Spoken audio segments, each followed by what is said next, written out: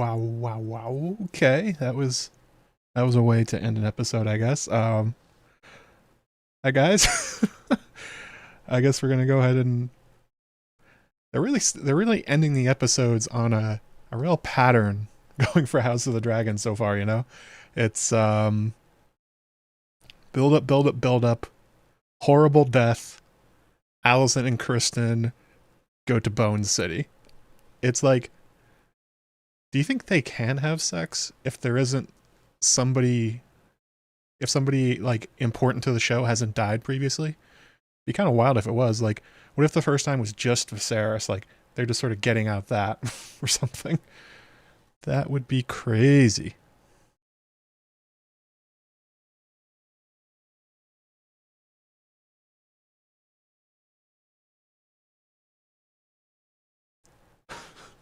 Just every time. It's like grief sex or something? I don't really know. It's like anytime they feel guilty or something bad has happened, they just run into each other's arms to feel terrible about each other. So very Catholic of them. Commercials? What commercials? There's no commercials on HBO. Hey guys, how's it going? Um, I mean, all couples got to have a thing. I guess Alicent and Kristen's is that something terrible and they must feel guilty, and that is the only time they can really, get the old motors running for each other. Because otherwise, it doesn't really seem like it. Um, it's also funny that he was like waiting for her.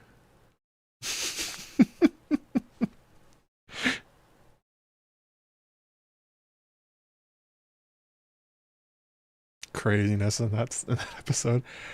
Yeah. So big question at the top of the stream. I tried very hard to track the actual duel itself. I think I know, but who won?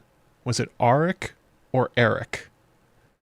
And just to like keep it in your head, Eric was for Rhaenyra, Auric was for Aegon. So A for A. That's how you can remember it. Auric, Aegon. So they made it kind of hard to sort of figure out exactly who won who won that duel. There were a few signs to it, but I'm kind of curious if basically were you guys able to figure out who it was that won in the end? They say Eric, but were you able to follow the 3-card Monty and figure out who it was?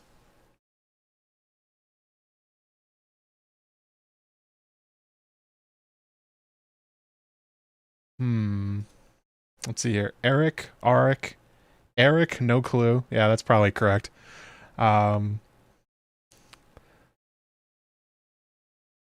Auric won because he used the leg wound to win. Yes, I think that's how they did it. Early on in the duel, Auric punches the crap out of Eric and puts a cut across his face, like right here. And then he also hits him with the sword. So the rest of the battle, Eric has this like open bleeding wound in his leg. And so if you track that through it, Eric had Auric down in the corner and he was punching him, about to kill him. And that's when Auric grabbed his leg wound and basically ripped it open. And from there, if you sort of track it, it ends up being that Auric actually won the duel. Um, and he fell on his sword in the end. And it kind of makes sense. Like, what would Eric be apologizing for? Like, except that he's about to, I guess that he's about to kill himself. Auric makes more sense because it's like he's apologizing for his assassination. And he said when he walked in, like, I had no choice. But yeah, go back and try and track it. Look for the leg wound and the cut on the face. Auric ends up with a couple of blood spots on the other side of his face, and that's how you can kind of tell them apart. I did enjoy that they literally called it out during the duel, like, which one's Eric? And I was like, all right, I gotta go back and figure this shit out. I don't remember which one's Eric. I don't remember which one's Auric. Um,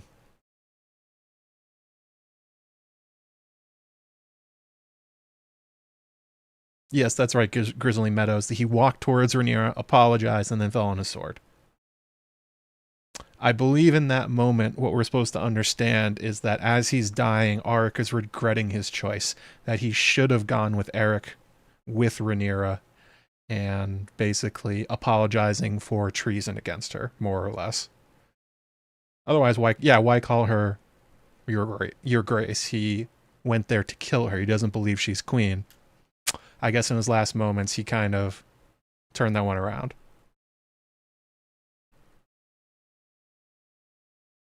Is it actual twins playing them? Yes, there is. It is two twins. We got the Fred and George Weasley thing going on.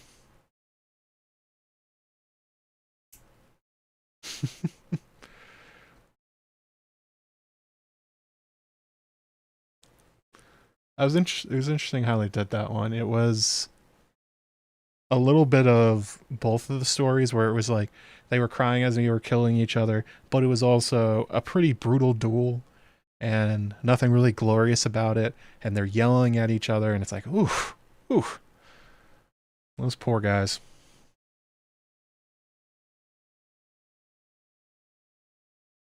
Oh, yes, thank you. Karina Strick says, make sure you like the stream, hit the sub button, do all the things.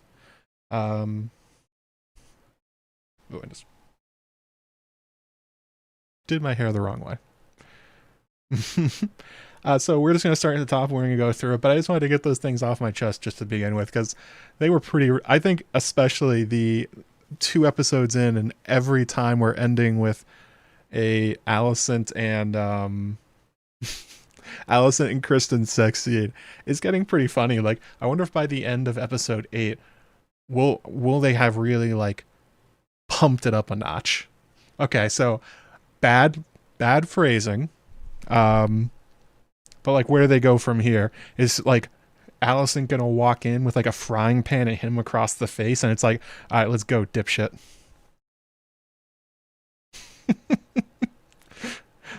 The guilt is just getting off the scale. Also, apparently, Criston's into it, which was, I guess it kind of makes sense. He's got a lot of guilt going on in that guy. I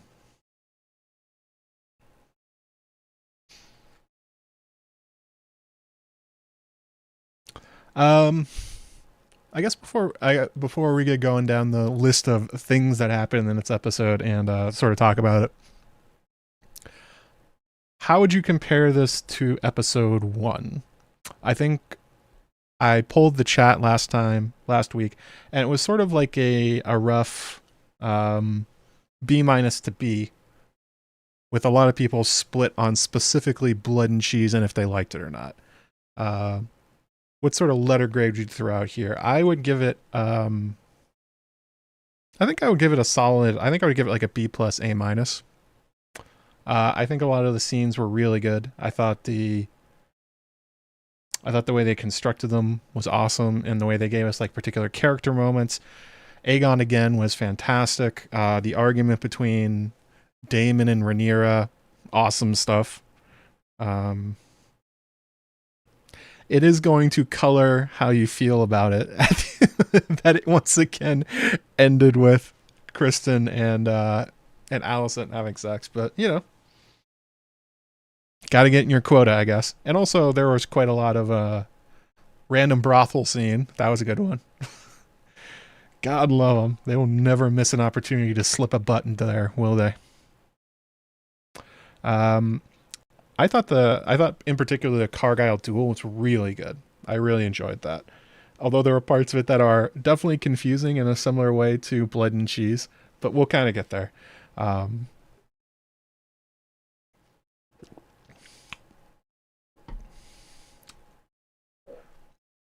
So the episode starts and we're right inside the castle. This is apparently like 20 minutes after Jacaerys has been murdered. And it's an apartment hallway, and a maid is walking with a bloody sheet, and the entire castle is in chaos. There's 1,000 guards here now. Everyone's out in the hallway. I don't know why I guess they're doing this to be like, we're going to keep count of everybody, and we're going to put them in one place so that nobody gets away, and we're going to question everybody, that sort of thing. But it's like, oh, I guess there were a lot of people in this castle. Huh. And a lot of guardsmen. Looked like there were like 50 or 60 of those guys. It's weird how it continues to be very strange that none of them were anywhere near Helaena and Jacaerys while the attack was happening. But as soon as the word got out from Alicent, and apparently she raised the alarm, God love them, that place turned out like you hit a beehive. Curious. It gets just adds to the mystery even more. I'm referencing, of course, the video I put out earlier this morning, talking about Larys's role in Blood and Cheese, and one of the things I in particular brought up was the disappearing maid who didn't do anything, and the fact that there was absolutely nobody in the castle. They did try and like work around that a little bit. They showed everybody in their bedclothes, so I guess it was later. It was a little bit late at night, but even still, I mean, like, there was an absolute. There was like a Disney level of people coming through those halls, so it becomes even. Continues to be strange and not explained at all actually in the episode why they had such an easy time getting there. They do cover a few of the things I brought up, but you know, we'll sort of we'll get to those as we go along.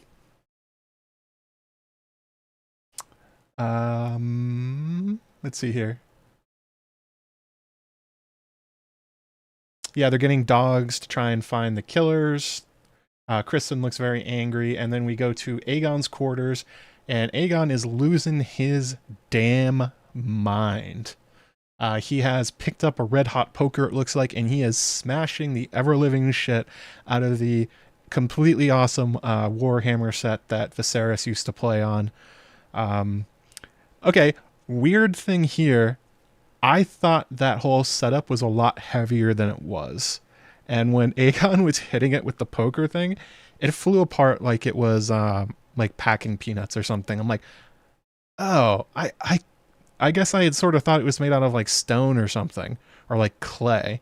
And no, it was like packing material. Like, okay, maybe not packing peanuts, but like that white foam, like hard stuff. And it was just like going flying all over the place. I'm like, oh, all right. So I'm a little bit less impressed with the model now. But, you know, cool. And he's screaming, I'll kill them all, traitors and villains, they dare strike at me. The goons are trying to calm him down. He just goes, I'm the king, traitors and villains, fire from the sky. Curious one.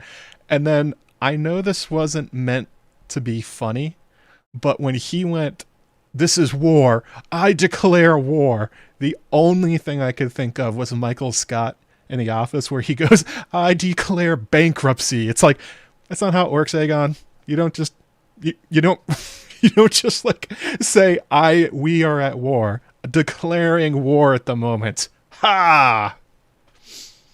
It was pretty ridiculous. It was for sure not meant to be funny, but it really was. I laughed pretty hard at that one. Yeah, plaster, I guess. The thing just flew all over the place. So, and it also made me sad because maybe that was like a duplicate one that they made specifically for Aegon to beat the crap out of. I hope that wasn't the real one. I'm hoping that's sitting in some set designer's home or Ryan Condal's house or something like that, and they like play with it and they put the dragons here, and it's like they get to go all over the place. Honestly, that was hurtful to watch that model get destroyed. Obviously, the meaning that they're putting into this is that Aegon is very, very angry at his dad this episode. Very, super, super angry. And he's sort of, the theme of him this episode is he's destroying his father's legacy, which Otto brings up later, by physically destroying his model, his life's work. He's sort of tearing up Westeros itself and throwing it like confetti into the air. That's kind of what they're going for with this one. It'd be kind of like if somebody as Rhaenyra became queen, she came in with a sledgehammer and just beat the crap out of the painted table. It's the same sort of message going on here. Reminds me of Robb cutting a tree after Ned died. That is a good call. Yeah, that is what they're going for as well. I will never get over the "I declare war." That's so good. I should put that on Twitter. It's really funny. The goons close the door. Then we go to Aemond's quarters, where Detective Aemond is on the case. He walks into his room and he sees that the secret passage is open, and he's like, I didn't know that was there. Sort of walks up into it, looks around for a little bit, goes back over to his little desk, and he finds that the coins that he left on the map were missing, meaning they were stolen. And Aemond, putting on his little detective hat, goes, "Aha! I have solved it. They were here to kill me." Yes, they were, Aemond. Of course they were here to kill you.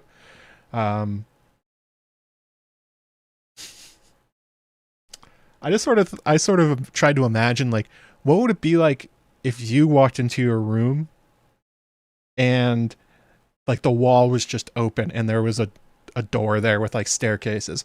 I would be pretty freaked out, just like in general.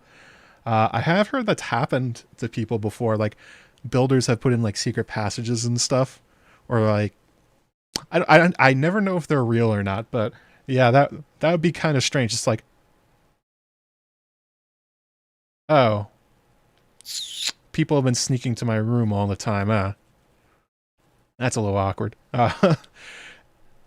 Makes you wonder how many Targaryen princes and princesses over the years have discovered these secret passages.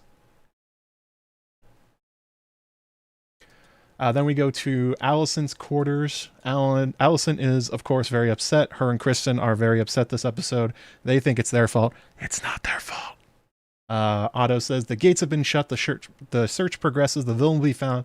We mustn't be shaken by this act." Alicent is losing it. And Alicent is saying, "The child is dead. His pain is ended. But what have they done to my girl?" Heartbreaking. Yeah, Helaena really crushed in this one. Otto says they will pay for this, and Alicent says, "Who will pay?" And he says, "Well, duh, whoever hand did this or caused it to be done, they're gonna pay. Obviously, they killed the heir." And Alicent's like, "I need to be punished. Dad, I need to be punished. I did wrong here." It's like, all right, okay. Pump the brakes, Alicent. You did not cause this to happen, but the massive guilt complex laid onto her over the years from Otto is just like manifesting in the absolute worst way at this moment. She says, "And what if it's the hand that's done? It is not who must be. What if the hand that's done it is not who must be blamed? The gods punish us. The gods punish me." And Otto's like, "All right, whatever you're talking about, like, no, Alicent. There's no way." And this comes up a whole bunch throughout it, that Criston and Alicent feel that because they were boning at the time of the attack, that allowed Blood and Cheese to basically kill Jacaerys or try and kill Aemond, when the truth is it wouldn't have mattered either way. If you're looking at the attack itself, they were going after Aemond. They snuck into his room during a secret passage. Doesn't matter if Criston's walking the halls or not. They open that door. Aemond's asleep. Stabby, stabby, stabby, stabby. He's out of here. Nothing changes.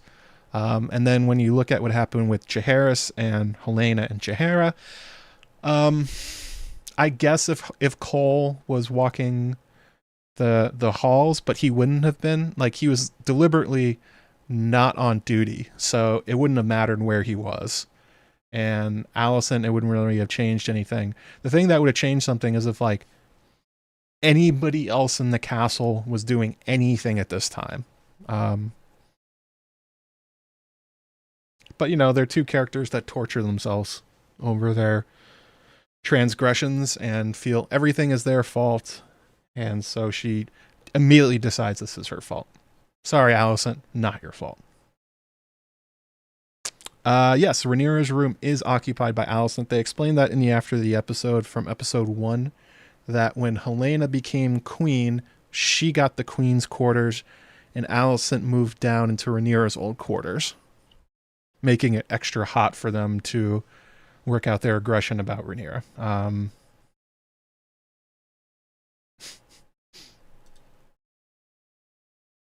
And then Otto says the line that will be haunting. We will mourn as we must, but some good may yet come of this. Yikes. Yikes, Otto. That's your great-grandson that's dead. And you're like, all right, you know, he's dead, but like, can we use it? Can we use it for something? Not a good thing to tell Alicent, who is freaking out at the moment. Maybe keep that one under wraps for like 5 more minutes, you know? 143 watching. Yes, please slam the like button if you would. First time here, hit the subscribe button. There's also links to Patreon on the bottom. There's YouTube memberships if you want access to it. All the good stuff. Chris Batista says, Joe, glad you're back. Hey, thank you. Glad to be back. Putting up a bunch of videos. Make sure you check them out. Then we go to the small council room and... Hang on a second. Let me put up a... So there... This is another funny moment, which is like... They keep putting these in for Aegon, and I don't know if it's on purpose. I don't know if Tom's playing them this way. But, So, or Thailand, I don't know. Aegon says, and where are the members of this council while the murderers threaten their king? And Thailand goes, were you also threatened, my grace? And Aegon goes, I could have been. Come on, dude. I might have been in danger too. Okay? Like, sure. Yeah, my son's dead, but like, I was theoretically in danger at that moment, even though I was drunk on the Iron Throne, surrounded by Kingsguard and like 10 other guards. But like, hey, they could have come after me. Keep your eye on the prize. The prize is right here. All right, calm down, Aegon. Aegon then immediately just goes around the room blaming everybody. He says, where were you, Lord Commander of the Kingsguard? Criston goes, I was abed, your grace, having ordered the Night's Watch. Basically, the Night's Watch, if you guys don't know, there's always a member of the Kingsguard doing something. The guy who sucks the most or who's being punished, he has to stay up all night and walk the halls and whatever. So Criston is saying that he wasn't on duty, that's why he wasn't there. Other members of the Kingsguard were supposed to be doing stuff. Okay. That's sort of what I'm getting at. What I was getting at earlier, that it wasn't Criston's fault. It wasn't his Night's Watch, so no matter what, he wouldn't have been there.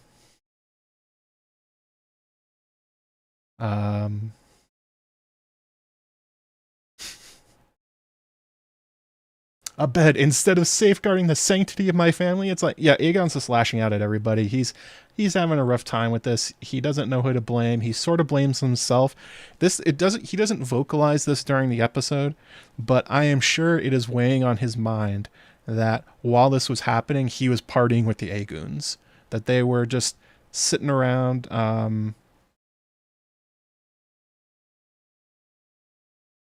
Oh yeah, I'm gonna change it, Carl Karsnark. Hang on, I'm gonna change it in just a second. I should have been doing that. Good call. Thank you for letting me know. But yeah, Aegon definitely is feeling guilty about having a rousing good time with the Aegoons while his son was being murdered. And probably feeling a little guilty that they're all there, making sure he didn't die on the Iron Throne. So he's kind of lashing out at everybody and everything. There's nothing you can say at this moment that has anything good to say to Aegon. You could say, all right, Aegon, I'm sorry. He'd be like, you're sorry? Huh? Is that right? What are you sorry for? Did you do something? I think you killed my son. That's the attitude he's at the moment.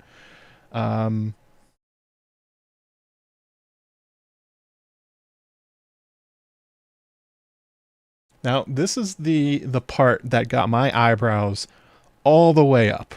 100%. They went straight through the ceiling while this was happening. So, yeah, let me pull it up.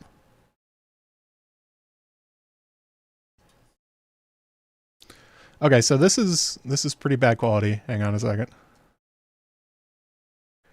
So I couldn't get very good screenshots out of HBO, but Aegon, this is what he's saying.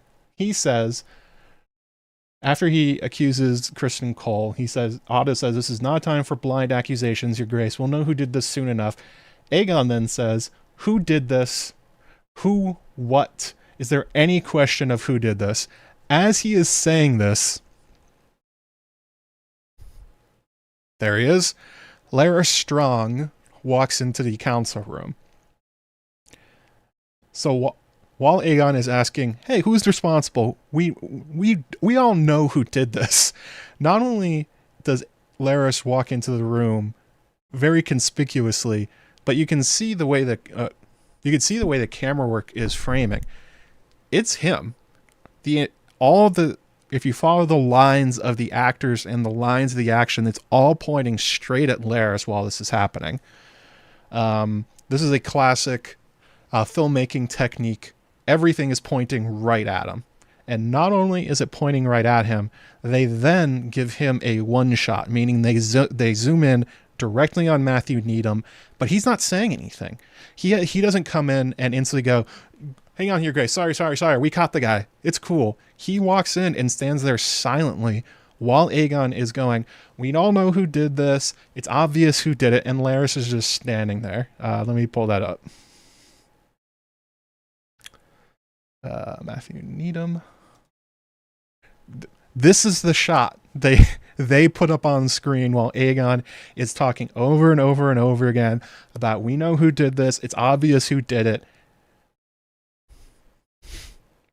Larys.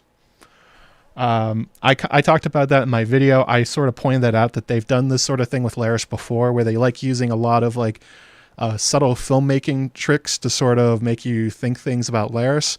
Like that was the thing in one of the in the second Larys video I did, where I talked about the J-cut and how they were having Larys's voice come out of the Weirwood face. This is like the same kind of thing. Two separate shots using the I think this is probably the Kuleshov effect as well. King is saying who did it. The camera is showing you him, a character standing there silently, just kind of listening. Yeah. So there's going to be a video about that. There's a lot of weird Larys stuff in this episode, and this was just the first one. I saw this and I was like, "Oh, it's Christmas." This is the same thing as when I wrote the initial Larys theory, and then the absolute next episode they did the thing with the Weirwood face, and I was like, "Oh, okay, so I guess I nailed that one." I don't know how it's going to come out, or if they're just messing with like me in particular. I don't know. I don't think House of the Dragon and their editors like go down and edit an episode. I'm pretty sure they don't. I'm pretty sure they don't sit down and go, "You know what? That Joe Magician guy, let's throw some creepy stuff on screen about Larys, and we'll make sure he just goes nuts for it." I'm 90% positive they don't do that, but this was pretty blatant, like filmmaking wise. Yeah. So I think I'm kind of onto something there. That was fun. It's always good when when you like. So just to clarify, by the way, I'm not taking. I obviously I get to see the episodes early, but that script and everything I put into it, I wrote before watching it. I wrote both of those scripts last week. Well, I wrote it before episode 1 went live. I did the Torrhen, Stark, and Cregan and the and Aegon the Conqueror one first, but I had them both written. I decided to do the Torrhen Stark one first. So even though I had seen the episode, I didn't change my script in any way. So it was just like, oh, I just nailed it. Boom. Seriously, put me on the writing staff, guys. It's like, I'll do it. So that was a lot of fun. Aegon keeps freaking out. He's getting mad at everybody. Larys finally speaks up and he says, "If I may, Your Grace, my lords, the guards had detained somebody. The man we apprehended is known to us. He's a gold cloak, noted for his brutal nature. We caught him fleeing the gate of the gods with the child's head in a sack. So, this is the other part. This is something that I'd always been curious about in Fire and Blood, and I'm definitely curious about now. I had said during my video, watch out if they catch blood or cheese. If Larys in particular catches blood or cheese really fast in a weird way, like, hey, maybe something's going on. They caught blood really fast, especially because we've been shown that he is a gold cloak. Like, he has the keys to the gates. He can just sort of walk out if he feels like it. That's the whole thing with Daemon paying him off. That's his job. Like, it's not hard for Blood in particular to just sort of waltz his way out of King's Landing if he feels like it. So how did he get caught? And were they looking for like weird looking sacks or something? A little curious. Especially because the gold cloaks are terribly corrupt and they do basically whatever they want. Like, all you'd have to do is throw on that cloak and make his way out. I think he went out the mud gate. That's where you let Daemon in. You're cool, dude. You can just make it out of there. So, yeah, I'm a little curious about how Larys found Blood and caught him. That kind of goes into the whole Larys was behind this or knew about it in some way and just kind of let it happen. Be real easy to find Blood if you knew what he looked like already.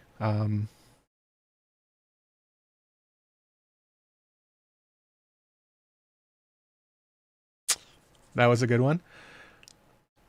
Yeah, that doesn't even make sense in Fire and Blood. It's like they caught him trying to sneak out a gate. A gold cloak? They caught a gold cloak sneaking out of a gate? Like, yeah. They can literally do that. So yeah, that was kind of curious how that went down. Yes, Huck, I also loved Aegon's Rage and Grief. Tom Glencarney, he had a great episode 1, great episode 2. He was playing a great Aegon this episode. Eyebrow Girl may have told Larys in time, or the rats saw it firsthand, mayhaps. Yeah, that's kind of what I'm getting at. And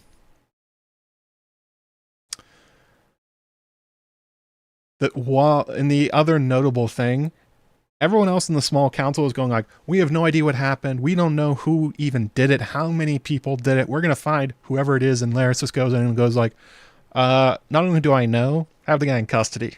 Thanks, guys. That was the whole, I said that at the end of the video, like, if Larys takes a victory lap on finding blood or cheese, like, keep your eyes on the Rat King there.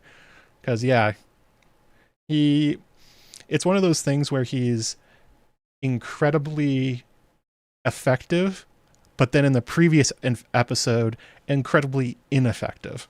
Like, he clears cheese. He says, this guy is 100% good. Keep him on the staff. Good rat catcher. He has apparently removed all the traitors, despite not removing, like, the number one traitor, the number one most risky guy. Killed everybody else that was, like, even slightly disloyal to the Greens. And then the two of them, two basically big idiots, sneak in, kill Prince, and get out. And then the next episode, Larys just, like, within, like, 2 seconds is like, don't worry about it, guys. I got him. Mission accomplished. It's like, all right. You are weirdly effective and ineffective at the same time. Larys become more rat-like? I hope so. So the interesting thing that then happens is, so I'm just going to go back to the small council picture for a bit. As they get Aegon to calm down, Otto then makes his pitch again that, like, hey, never let a good crisis go to waste. He says that they need to make sure that they use this whole murder of a prince thing to their advantage, Aegon looks like he wants to die. Alicent's right there with him. Everyone else is sort of on board with Otto, but they're kind of worried about the unhinged nature of what Aegon's doing at the moment. Otto basically makes the case that no matter what, we got to use this. This makes Rhaenyra look so bad. We have to go ahead and do it. And the thing that becomes interesting is that Tyland says, "You mean to blame Rhaenyra? Tell the realm she has done this." And Otto basically says, like, "Yeah, I don't think she ordered it, but I don't care. I'm going to blame her anyway. We need to smear the crap out of Rhaenyra. We need to make her look as bad as possible." And they start making plans to do that. He makes his really unpopular decision that they're going to do a funerary procession, a funeral procession. Wow, didn't know I couldn't say those words together. Of the body of Jacaerys, and then he wants to put Helaena, who is literally frozen in grief, on the carriage along with Alicent, who is so barely holding it together she almost jumps Criston Cole during this meeting just to get out their guilt sex. Kind of crazy stuff from Otto. They talked about this in the after the episode, that Otto like hyper puts his emotions and like compartmentalizes everything, where he's like, on one hand, he is like very upset his great grandson is dead and he feels rage. He wants to go after him, but he just sort of like puts that up in a little box and throws it away. It's like, all right, so kid's dead. Need to use this one. Screw your emotions. We're going to do maximum politics on this one. Like, he's playing Crusader Kings. That's kind of what's going on here. It's kind of crazy. Like, this is what people do in Crusader Kings, where it's like, oh no, a family member died. And then it's like, wait a second. This gives me a casus belli to go absolutely mess up my neighbors and steal some land. It's like, don't you have like emotions for the dead kid? And it's like, don't worry about those little things. That's irrelevant to the glory of the Crusader Kings. Otto is just an ideal CK3 player. It's amazing. Let's see here. Aegon, again, says like a really weird thing. He's like, "I will not have my little son's body dragged through the street like a dead dog," which is kind of an interesting insight into where his mind's at the moment. Apparently, he thinks that Otto's plan is to tie a rope to the corpse of Jacaerys and like to sort of pull him along in the dirt behind him. Like, this is just going to the point that Aegon is so emotionally compromised at the moment that his decision making and that his ability to reason, even understand what people are saying to him, is just zero. He is just going on full anger and grief. Yeah. And Otto's side kind of realizes that and sort of worried about it, because he says that I want Helaena and I want Alicent on the carriage with the body, but not Aegon. Aegon, you staying here. He's like, we need to spare the king. And I think the truth is, he's probably worried that Aegon was going to pull a Joffrey if they went out there. Just like, tell the Kingsguard, just like, just start killing people. Yeah, screw them.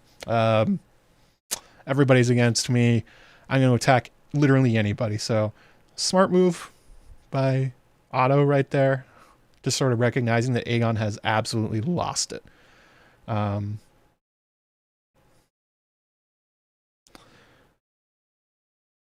Is there a significance to Aemond's coins on his map? Blood took a bunch and then Aemond came back to find only one coin left. Yes, the significance to that, I may have answered this already. The significance to the coins is that Aemond realizes that not only is the door open, but that the intruders came in there and were like messing around in his room, which to him indicated that they were trying to find him. They didn't they didn't come out of the secret passage and then just leave. They came in and poked around a little bit. So that's what it was supposed to be.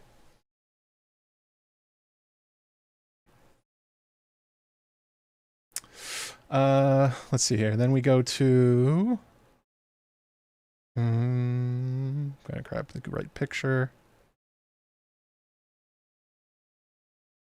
Oh, nope, not that one.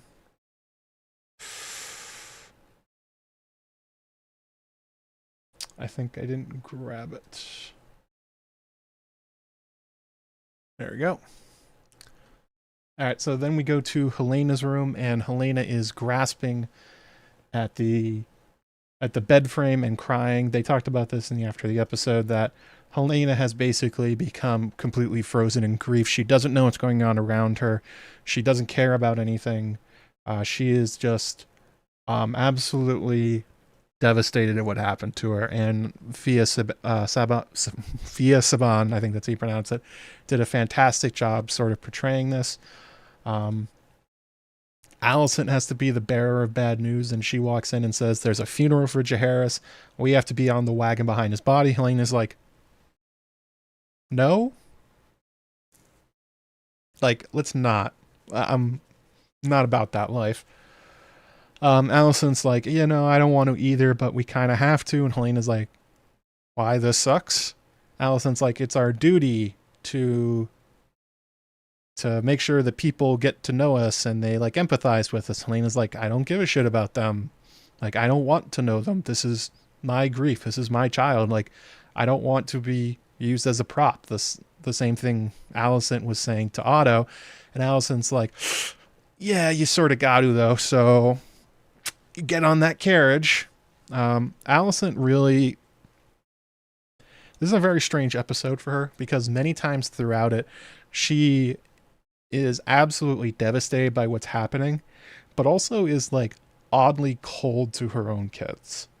There's the scene later in it when she goes to see Aegon and he's openly weeping, and Alicent goes like, yeah, I'm gonna get out of here. I gotta go do something. Starts with a C. Last name starts with a C. And the same thing here, like, clearly Helena's in need of comfort. She's in need of somebody to emotionally be there for her. And instead we have Alicent, telling her, you need to get on the carriage with me because it's important for the war effort.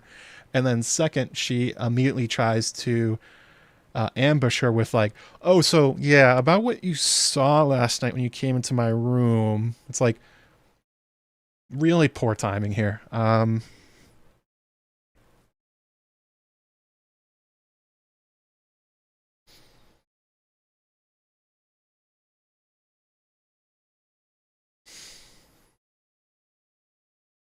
So Aemond can now feel responsible for Jacaerys' murder too. Yes, he does. We do see that. We're going to get to that. He does feel a fair amount of responsibility, even though he tries to channel it into his ego. Aemond is not having a good episode. And the one thing that happens at the end of it, Helaena has been holding, you can see it in her hand, sort of right there. I think that's Jacaerys' cloak, or maybe his blanket or something like that. They took away the cot and the sheet covered in blood. I'm guessing, I think these were the clothes he was wearing when he went to the small council, and she kind of shoves it at Alicent and says, this is for my boy. And then she picks up a little elephant toy, a little carved elephant. Actually, Cara Carsnark says in the chat that there's a lot of similarities here between Helaena and Rhaenyra being drawn, and that is absolutely true, specifically with the little dolls. That's going to come up later when we get to Helaena. I mean, we get to Rhaenyra with her two youngest sons, Viserys and Aegon, who I was happy to realize existed. Like, we knew Viserys. I wasn't sure about Aegon. But yeah, Alicent is really, in fairness, she's kind of mimicking Otto. This is what Otto's telling her, like, hey, you got to bury those emotions. We got shit to do. And she's sort of passing that along to Helaena, but yeah, really bad timing. Not great. She was embroidering the cloak. Oh, there you go. Okay. Oh, that's what she, yep. Yeah, okay. Good call, you guys. I didn't quite get what it was. That may go into more of her dragon dreamer thing. If she knew that she was ending it ahead of time because she knew he was about to die, that would make it even sadder. Ooh, that's a gut punch. Oh, Helaena, you poor thing. But yeah, bad job by Alicent, really mimicking Otto in the worst way here. Does it to both of her kids. Not doing well. But she's also, I don't know. It's kind of strange how emotionally, I guess, selfish she is during the episode. When we've seen a lot of compassion out of her previously, even for Luke, like she lit that candle for Luke during her prayers, like that was something. And then when it comes time, funeral shroud, yep, there it is. When it comes time to be emotionally available for her two kids that just lost their son in the most brutal way possible, she's like, for the family, duty, honor, yeah. It's like that's one of the things that people really like about House Tully, their words and stuff like that. This is like the worst version of how that can go. Duty to the family above all. That's kind of what's going on here.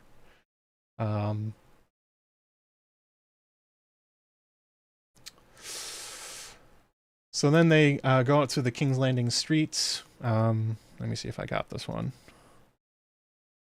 I should have it. There it is.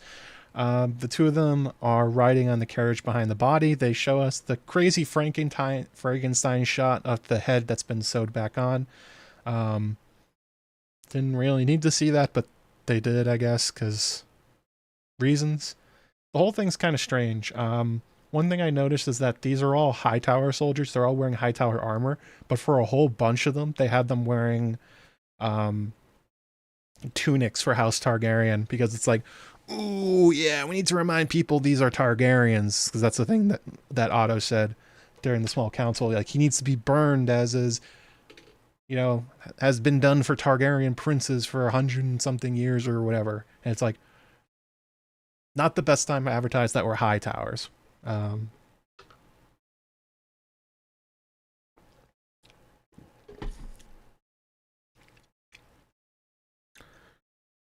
The main thing that was going on there, so there are a few main things in this procession that were kind of interesting. One is that somebody in chat mentioned this earlier, that the scene of the two of them running was seemingly cut, the ones we saw in the trailers.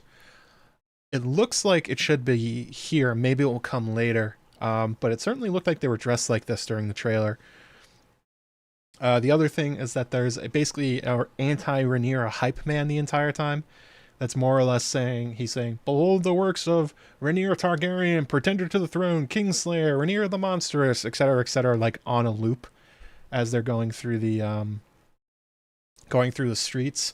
Otto's whole, gotta blame Rhaenyra, gotta make sure we use this death to our advantage, literally got a guy to do it. The entire way through being like, hey, this was Rhaenyra, right here, it's Rhaenyra's fault. Kind of an interesting move right there. There's a lot of flowers being thrown. Helaena looks horrified to be here. Rightfully so. She's seemingly like losing at different times. She looks like she's about to get out of the carriage and like start running. She almost like retreats into Alicent herself, which was kind of an odd moment. And I think the strangest thing was there was this highly, highly cinematic shot of they were going between like two buildings or something like that, and somebody up there had thrown flowers down on top of them as they were doing the whole parade.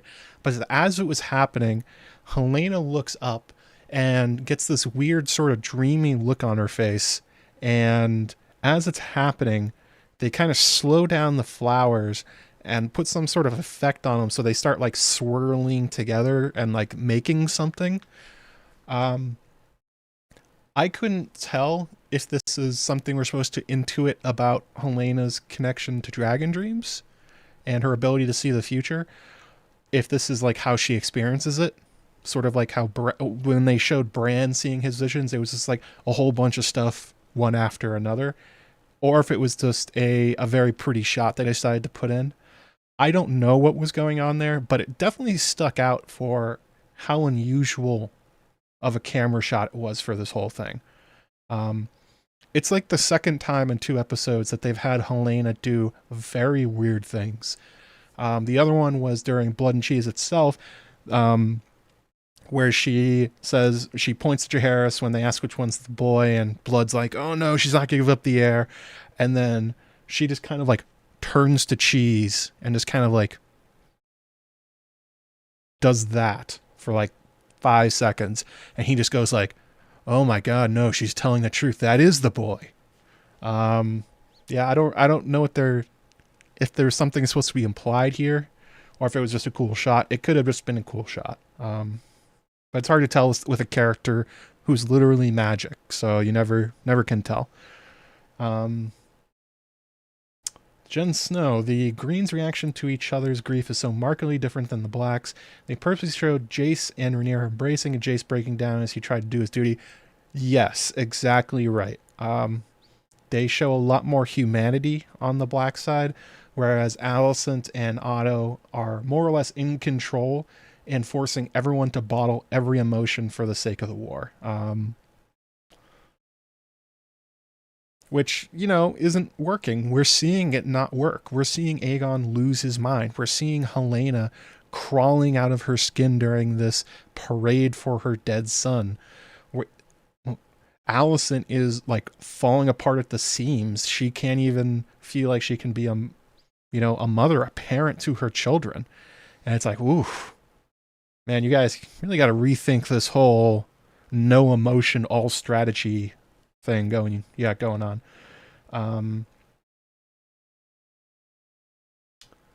And then the last thing that happens is the carriage gets stuck in a mud, and then the crowd like surges forward at them and like starts like touching the carriage and getting close to them, and Helaena like looks like she's about to jump out of it, and then nothing happens. I think that was the scene that was cut, the one of them running, that maybe Helaena freaks out and jumps out of the carriage and starts trying to run back to the Red Keep or something like that. Because it doesn't go anywhere. Apparently they get the wheel out of the mud and they go down to Baelor's Sept, and that's kind of it. Let's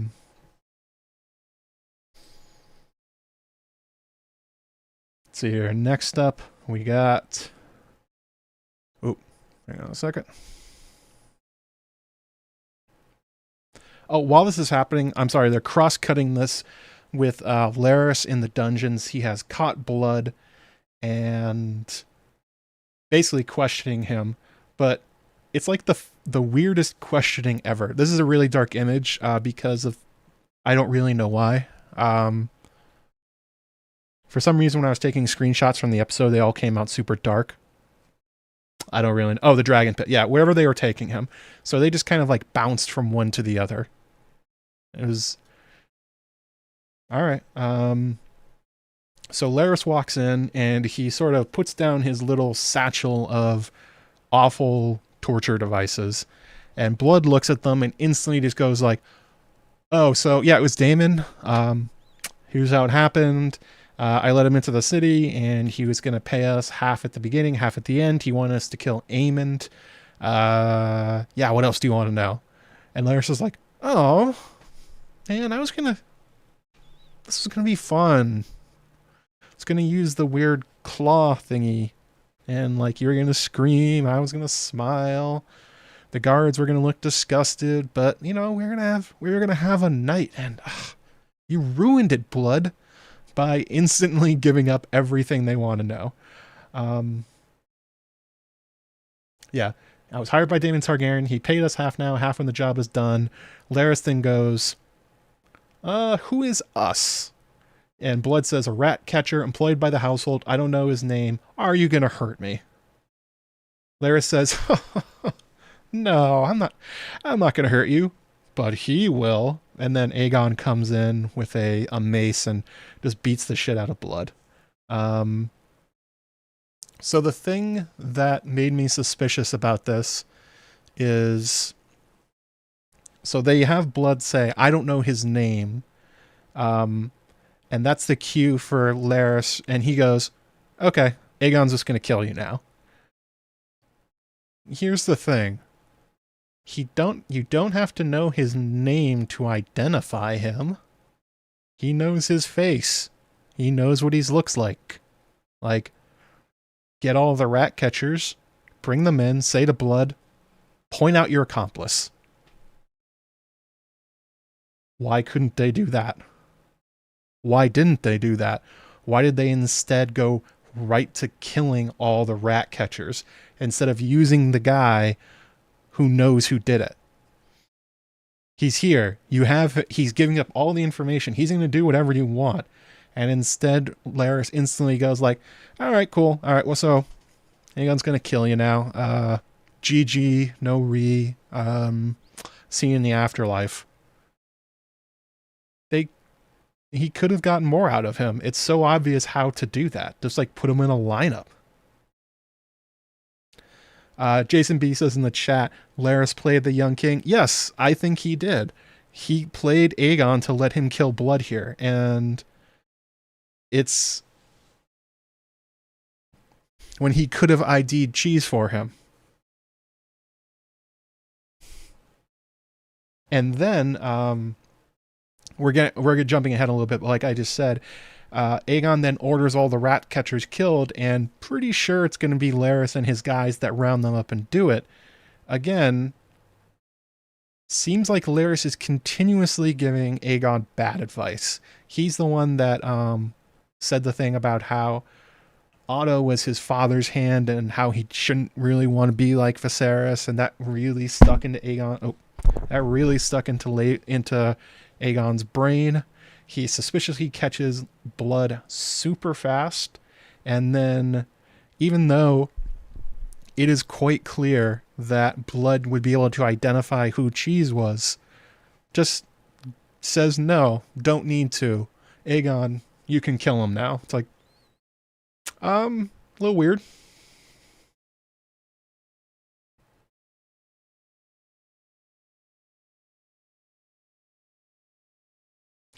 Yes, Helaena could definitely identify both of them, but I think they're not going to because she's basically like frozen in grief, and it would be like a horrible thing to do, I guess. But you don't need her. You have blood. Let him do it. I don't really get it. This makes me more suspicious of what Larys is doing. Everything about this is a bad idea. But they're bad ideas from a character who has pretty much all good ideas, and he's giving them all to Aegon. So, a little bit of oddness going on there. Larys doesn't want Aegon to be reasonable, so he's letting him make bad decisions to make Aegon feel like he's in power. Yes, that is part of what he's doing. He's sort of pushing Aegon to follow his impulses. And he's definitely manipulating him, but again, I don't really know the reason. Like, why screw with Aegon like this? What is he getting out of it? Again, it seems like Larys is trying to make this war happen, and he's giving Aegon like extremely bad advice at every turn, but it's purposely bad advice. I don't know.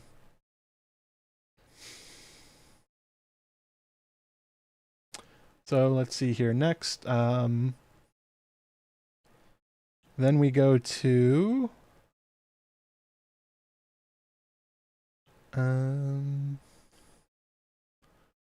okay, so this is not the exact picture, but we go to the Black Council.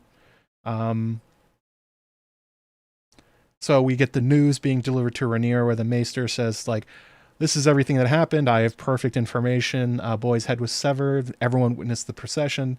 And the Maester goes, oh, by the way, everyone thinks it was you. And Rhaenyra's like, why do they think it was me? I didn't do this. And he's like, well, they sent out letters saying it was you.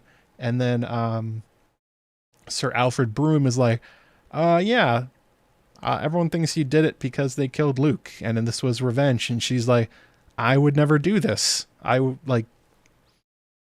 Why would I do this to Helaena and Jacaerys? That's insane. I said Aemond.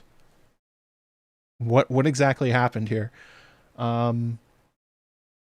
There's also a little moment where Jace once again is asking to be put into action. He's like, let me go out on Vermax. I'll guard the skies. And Rhaenyra just goes, absolutely not. You're staying here. You are not getting anywhere near any problems. Do not even think about it. Let's see here.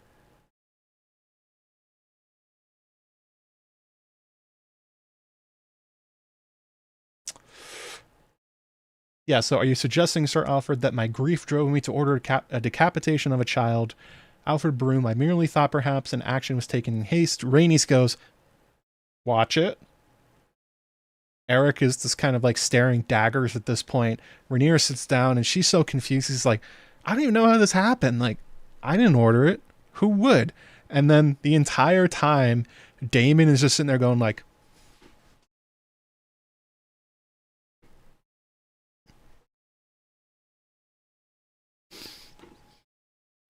Daemon's just like doing one of those the entire time. He's giving these jaunty looks of of himself.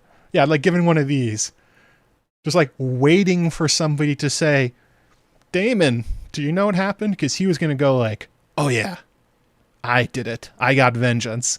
And it was kind of, I don't know, it was almost played for laughs the way Rhaenyra sat down and she kind of just goes, and Daemon's like, hey, you said you wanted Daemon. He's like weirdly proud of himself during this, but not speaking up. It's like, all right, I made a mistake, but like I did something really cool. It's such weird energy out of Daemon during this entire thing. Oh, thank you, Karina Strick. Yeah, I recently passed 50,000 subscribers. New milestone for the channel. As of this morning, my channel hit 9.5 million total views, which is about 9.49999 more than I ever thought I would get. But yeah, here's where we are. Kind of incredible. Thank you guys who have, watched all this silliness throughout the years, and it's been hopefully continue going up. I would, as you can probably tell, I have sort of dedicated myself to putting out a lot more content during the season. Actually, in the chat, Egg6, I don't know if you guys have noticed, he's been making the shorts for my channel since the season started. He's been going through and grabbing footage and putting them together and throwing them up to sort of like take a burden off myself. But yeah, if you guys are enjoying them, go ahead and thank Egg. I'm giving him the raw footage to do, but he's putting them together himself, and he's doing a great job in my opinion. So yes, round of applause for Egg6 for the shorts that he's making. He's doing really good.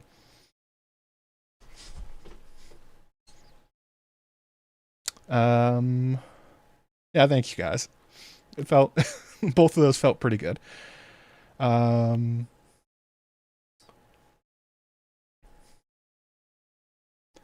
then we get to the really big part of the episode. IDK sends his regards. Who's IDK?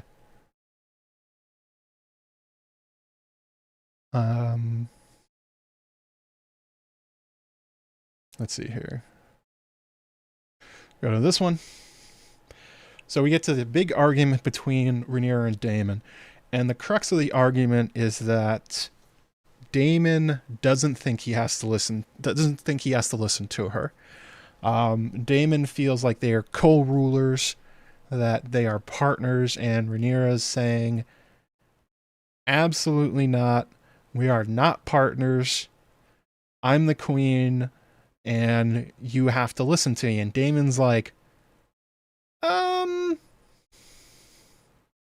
I don't think I do. The dialogue's a lot more complicated, and obviously their acting's fantastic in this. I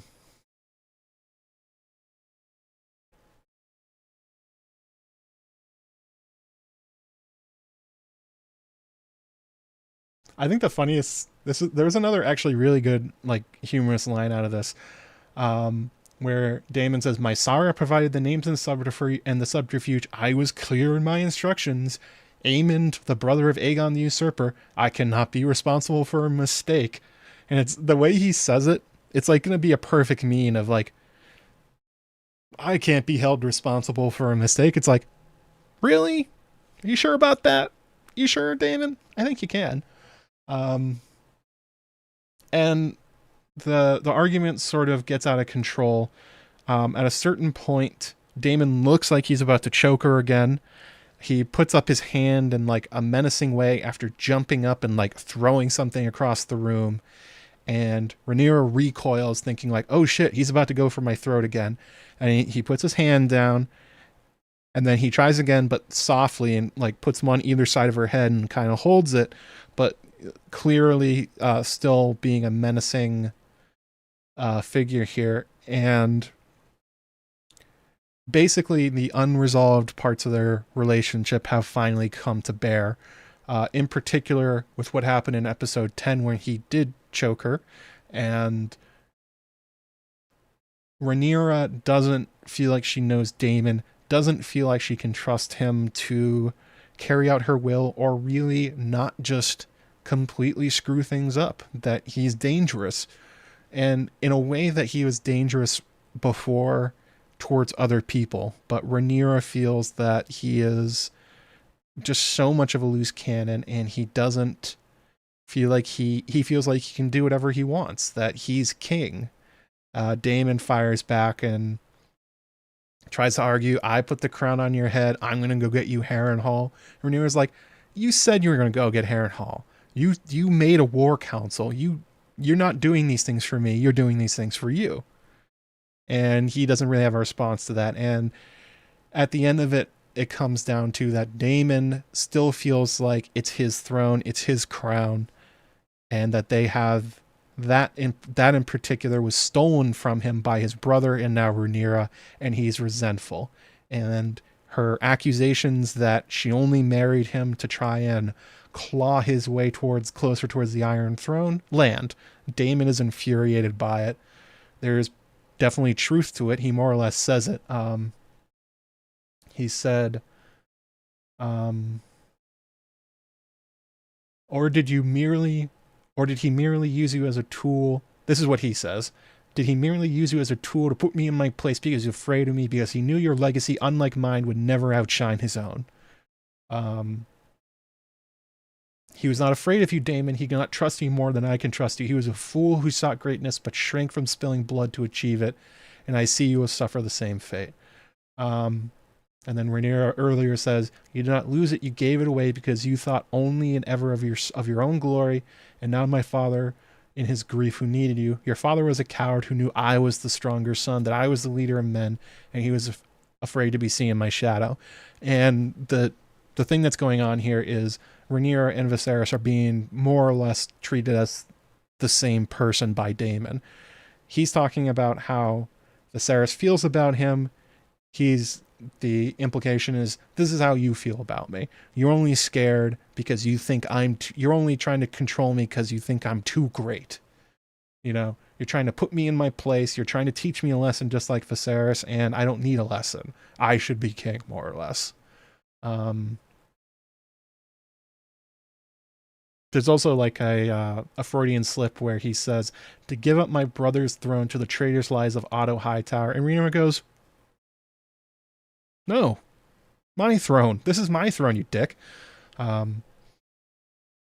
So, and essentially they kind of break up at the end of it.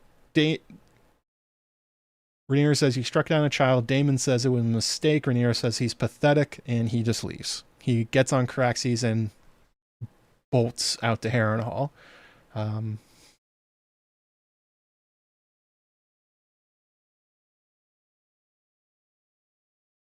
Yeah. Tough scene to watch. It's hard when you're in relationships like this and there's kind of unresolved issues that you both sort of know about and you're not really doing anything about. And that's sort of what happened here. Like, this is a conversation they probably should have had long ago, in some way, but the emotions of the moment and the stakes of what's happening and the looming threat of all of them being killed in Dragonfire has taken a normal, well, not a normal, but, a problem in their relationship and turned it into something cataclysmic within their relationship.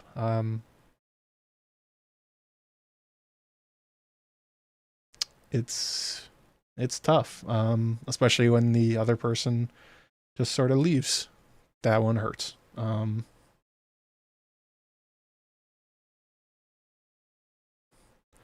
Aemond still doesn't know the prophecy. That's what she was talking about when she said the brother couldn't trust him. Yeah, he doesn't know doesn't even really know what it's about.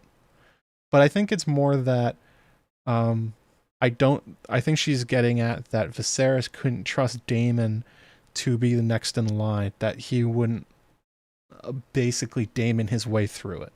Um,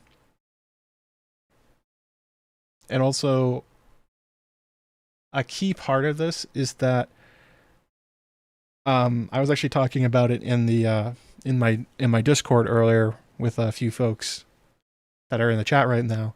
And one of the key things about Daemon is that he's always been violent. He's always been an abusive person. He's always been willing to kill and willing to hurt people. And Rhaenyra, who grew up idolizing Daemon, sort of felt that that was a thing that he did to other people. I don't know if she suspects that Rhea Royce was murdered by Daemon, but in the back of her head, knowing how freely he kills people who get in his way, it has to have crossed her mind. The way that he just decapitated Vaemond in the middle of court, how quickly he was willing to kill Laenor to free her up for the marriage, that she basically, and instead they did the thing where Laenor faked his death. I think for Rhaenyra, there's been this sense that she's special. You know, he really loves her, therefore he would never do to her what he does to other people. You know, she's the exception. And unfortunately, what Rhaenyra has realized in the last few weeks, basically in the story, is that it's not true. That Daemon is the same all the time. He's a danger to her. He can't be trusted, and he's shown her exactly why. And that is part of the subtext here. There is other stuff going on, but the way that he puts his hand up and she recoils is showing that she no longer even touches him to just touch her. That she's afraid of him. And he doesn't really do anything to dissuade that. He's just like, okay, like, I know that you don't trust me and blah, blah, blah, but like, it was a mistake. Like, I didn't mean to kill that little kid. And like, I sent him to kill Aemond. And Rhaenyra's talking about something else entirely. She's talking about how she doesn't know what he's going to do at any moment and how that scares her.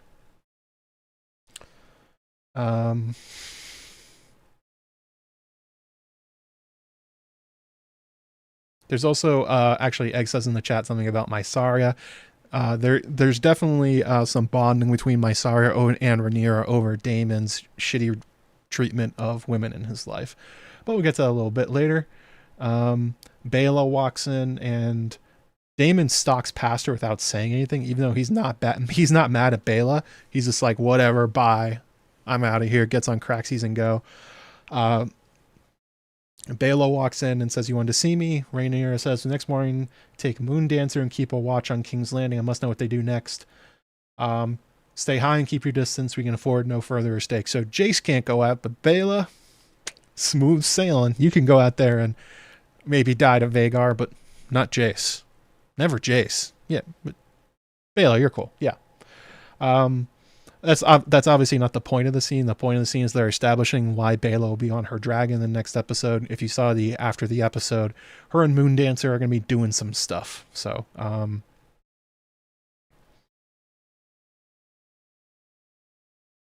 you know, I think to kind of put a bow on it, Daemon is is abusive character in many ways, and he's able to hide it a lot of the time. And I'm not saying he doesn't care for Rhaenyra, and I'm not saying he doesn't love her, but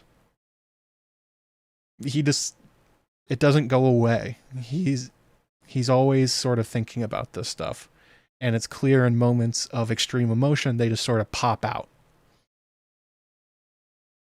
And now Rhaenyra knows that about him, and that has really shaken their relationship. So let's see here. Yeah, Daemon Jets. Then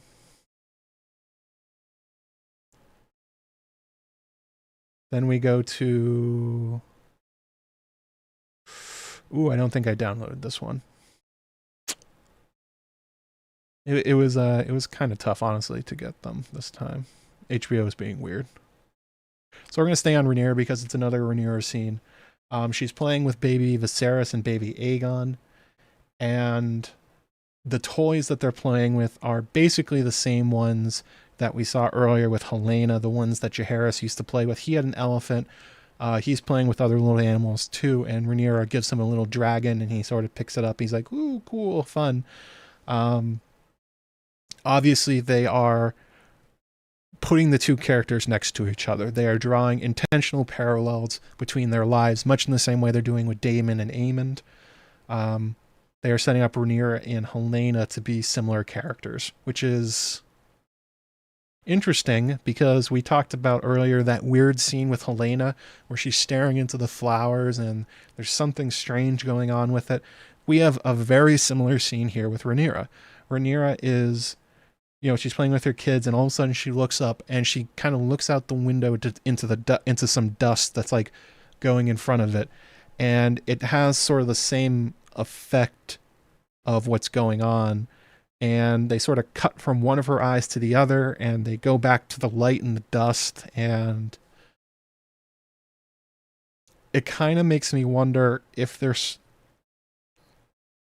in what way are they drawing parallels between Helaena and Rhaenyra? Is it just that they're mothers that have lost their kids, that they're now sort of bonded by this enormous loss, or are they drawing comparisons between them also magically? Because we've seen that Rhaenyra and Syrax have a very strong dragon bond relationship. I talked about that in my video about it, how when Rhaenyra was having her miscarriage, that she was like connecting with Syrax while it was happening. I don't know. It could be just filmmaking. I don't want to rule that out, but there's definitely something odd going on. They're drawing a comparison in the two weirdest shots in the entire episode between these two characters, both of which feel kind of dreamy and otherworldly in the way they did it. So much in the same way, I'm looking at Larys's walking into the small council and Aegon going like, well, obviously we know who did this. There's something strange going on here too. Yeah. Episode is called Rhaenyra the Cruel. Interesting. I couldn't find the name of it. That's kind of weird. Rhaenyra the Cruel.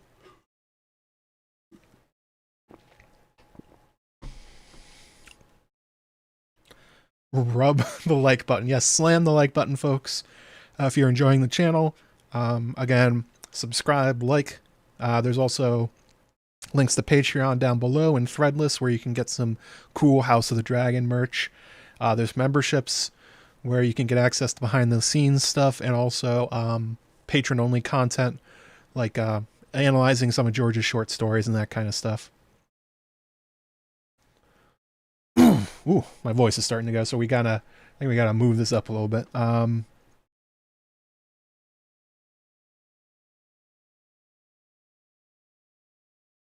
I think I'm gonna do a video about that, about the whole Helaena and Rhaenyra connection and like what other dragon dreamers are there out there, especially with the whole thing about Balerion and Daenys, that news that came out. I think I can wrap that all into one video. I think that might be a thing. I'm still thinking about it, but there's something there. I do like how they use filmmaking techniques to try and tell the story more than Game of Thrones did.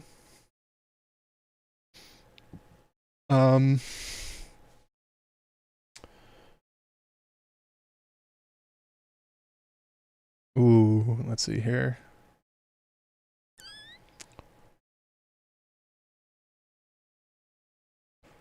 Hang on a second. I'm going to pull up a picture real fast.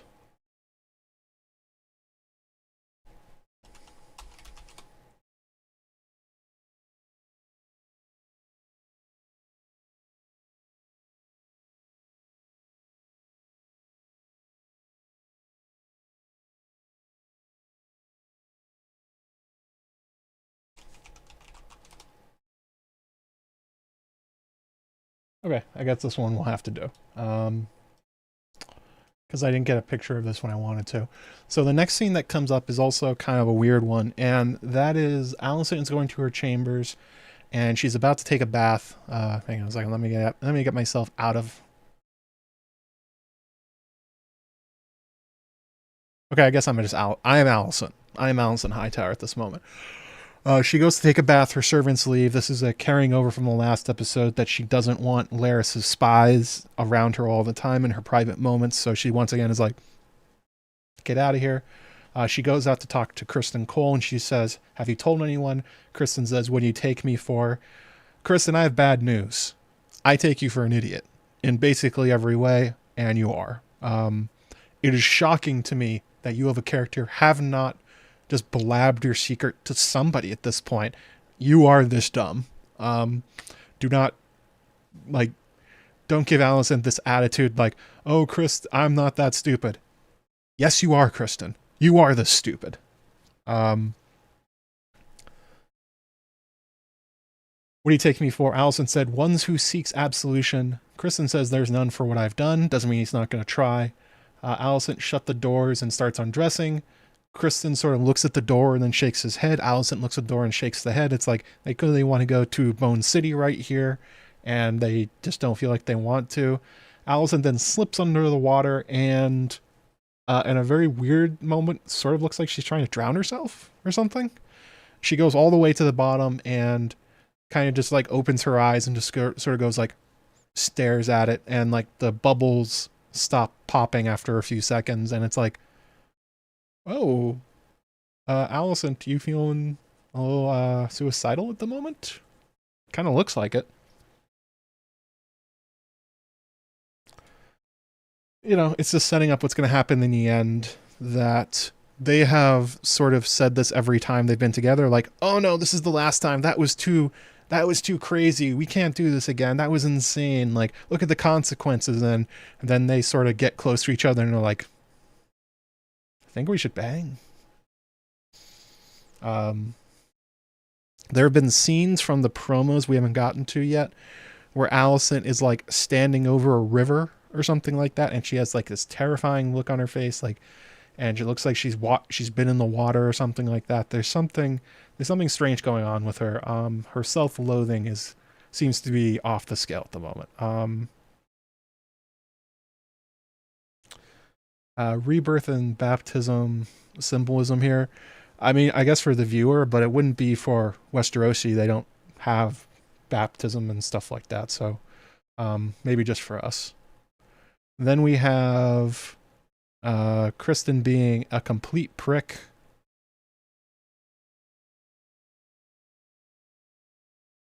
Criston gets in Aric's face and basically says, like, you have a soiled cloak. And he's like, you're a disgrace to the order. How you... The white cloak is a symbol of our purity, our fidelity. Kingsguard are a sacred trust. Will you so easily sell our ancient honor? Like, dude, you're talking about yourself. You're talking about yourself, Criston. You're projecting this onto Eric for no goddamn reason. You're just looking for somebody to lash out at, and apparently you have picked Sir Auric Cargyle. And the thing that actually gets Auric more or less killed is this little exchange.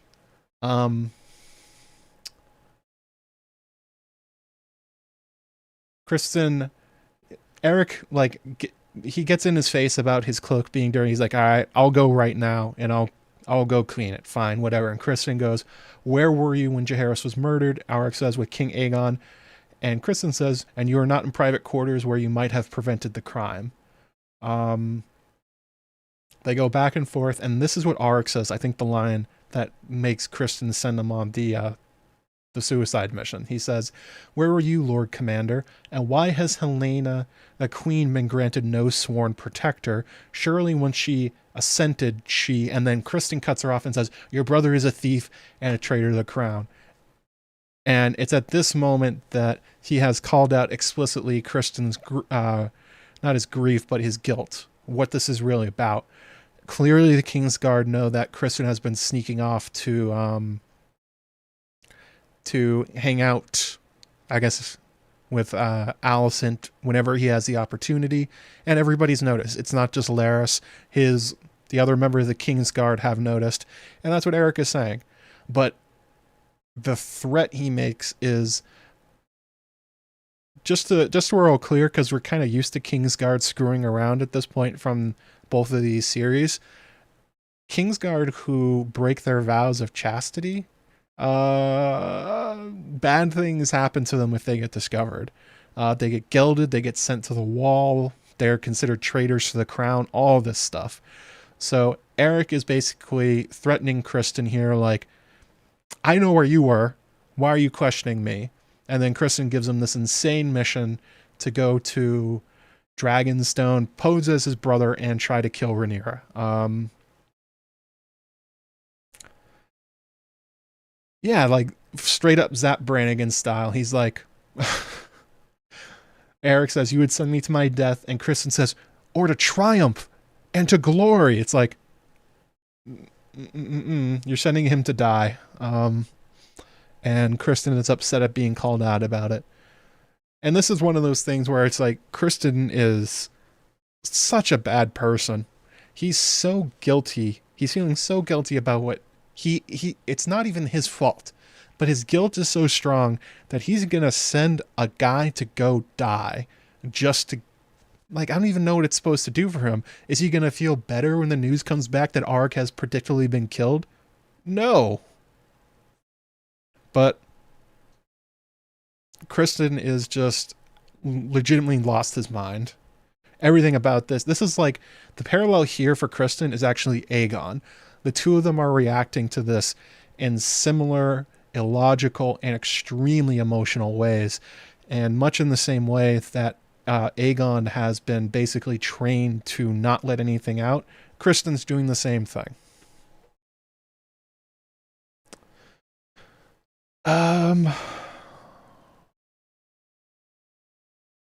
Yeah, and it's this sort of gets at the question I was also asking in my video that went out today about the why was Helaena not guarded? Clearly it's been noticed. Like, Alicent doesn't need a sworn shield anymore. Surely the queen should have, if not Kingsguard, it then guards. This is the exact question I was asking. Auric is asking it for the audience.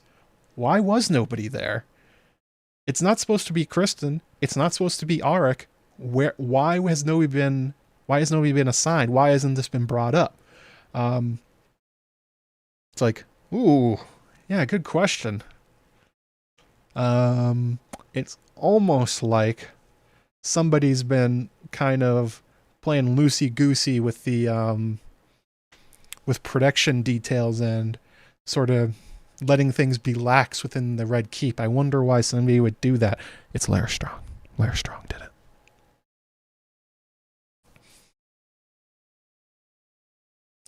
Yeah, there's no winning here for Auric. Even if he kills Rhaenyra, he's going to be instantly killed. He's just telling him to go die for calling him out about the thing that Criston is 100% doing and being ridiculous about. So, yeah, Criston's a bad person. I mean, I don't think we really needed this to know that, but yeah, he's totally a bad person. And the plan, I love the way Otto describes it. He describes it as a prank. It's like, yeah, this is basically a prank. So then we cut to a scene with Baela and Jace. They are on Dragonstone, and they have a little conversation. Baela has a crossbow and is just like absentmindedly shooting it at something over and over again. Jace walks out, and by the way, these two are betrothed. He's to his future wife. He says, "You missed supper. I wasn't hungry. I don't think anyone was really. Too many empty seats." They're talking about how Daemon leaving has kind of put everyone at the castle ill at ease. Do you know where he went? Harrenhal, I would think. And then Baela says, "Sometimes I think I hate him." Relatable. Daemon is a seemingly not great husband, and we haven't seen much interaction between him and Baela and Rhaena, but there hasn't seemed to been that much love. He sort of... Okay, I'm going to retract that a little bit. we haven't seen a lot of affection between them. We've mostly seen Daemon kind of using them as like as spies kind of, and like information sources. Not so much this is going to be a bad example, but like Aegon taking Jacaerys to the small council and like trying to have like good times with them. We have seen no good times between Daemon and his daughters. And you can sort of understand with kind of how he is. Yeah, he's probably not a pleasant guy to be around most of the time. Jay says, it's hard with fathers. Baela asks, what do you remember of my uncle?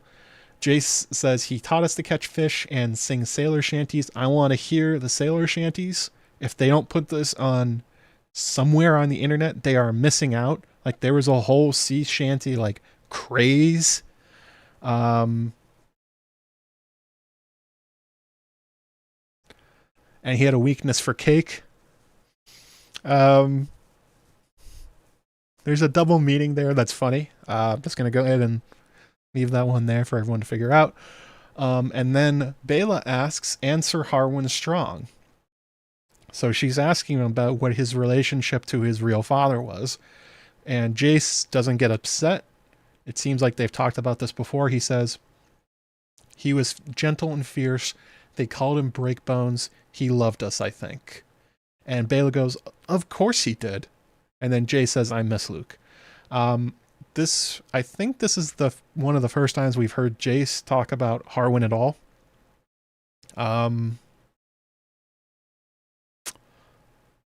Yeah, I think it was pretty clear from the short time we got with Harwin in the show that he did love the Strong Boys. There was that very touching moment when Harwin was leaving, particularly between him and Jace. I mean, the look of pride in his face when Joffrey was born and how he trained them and he protected them in the yard and stuff like that. Like, it is quite clear that, yes, Harwin did love his sons that he could not claim as his own, but we're also getting a good example here from Rhaenyra that,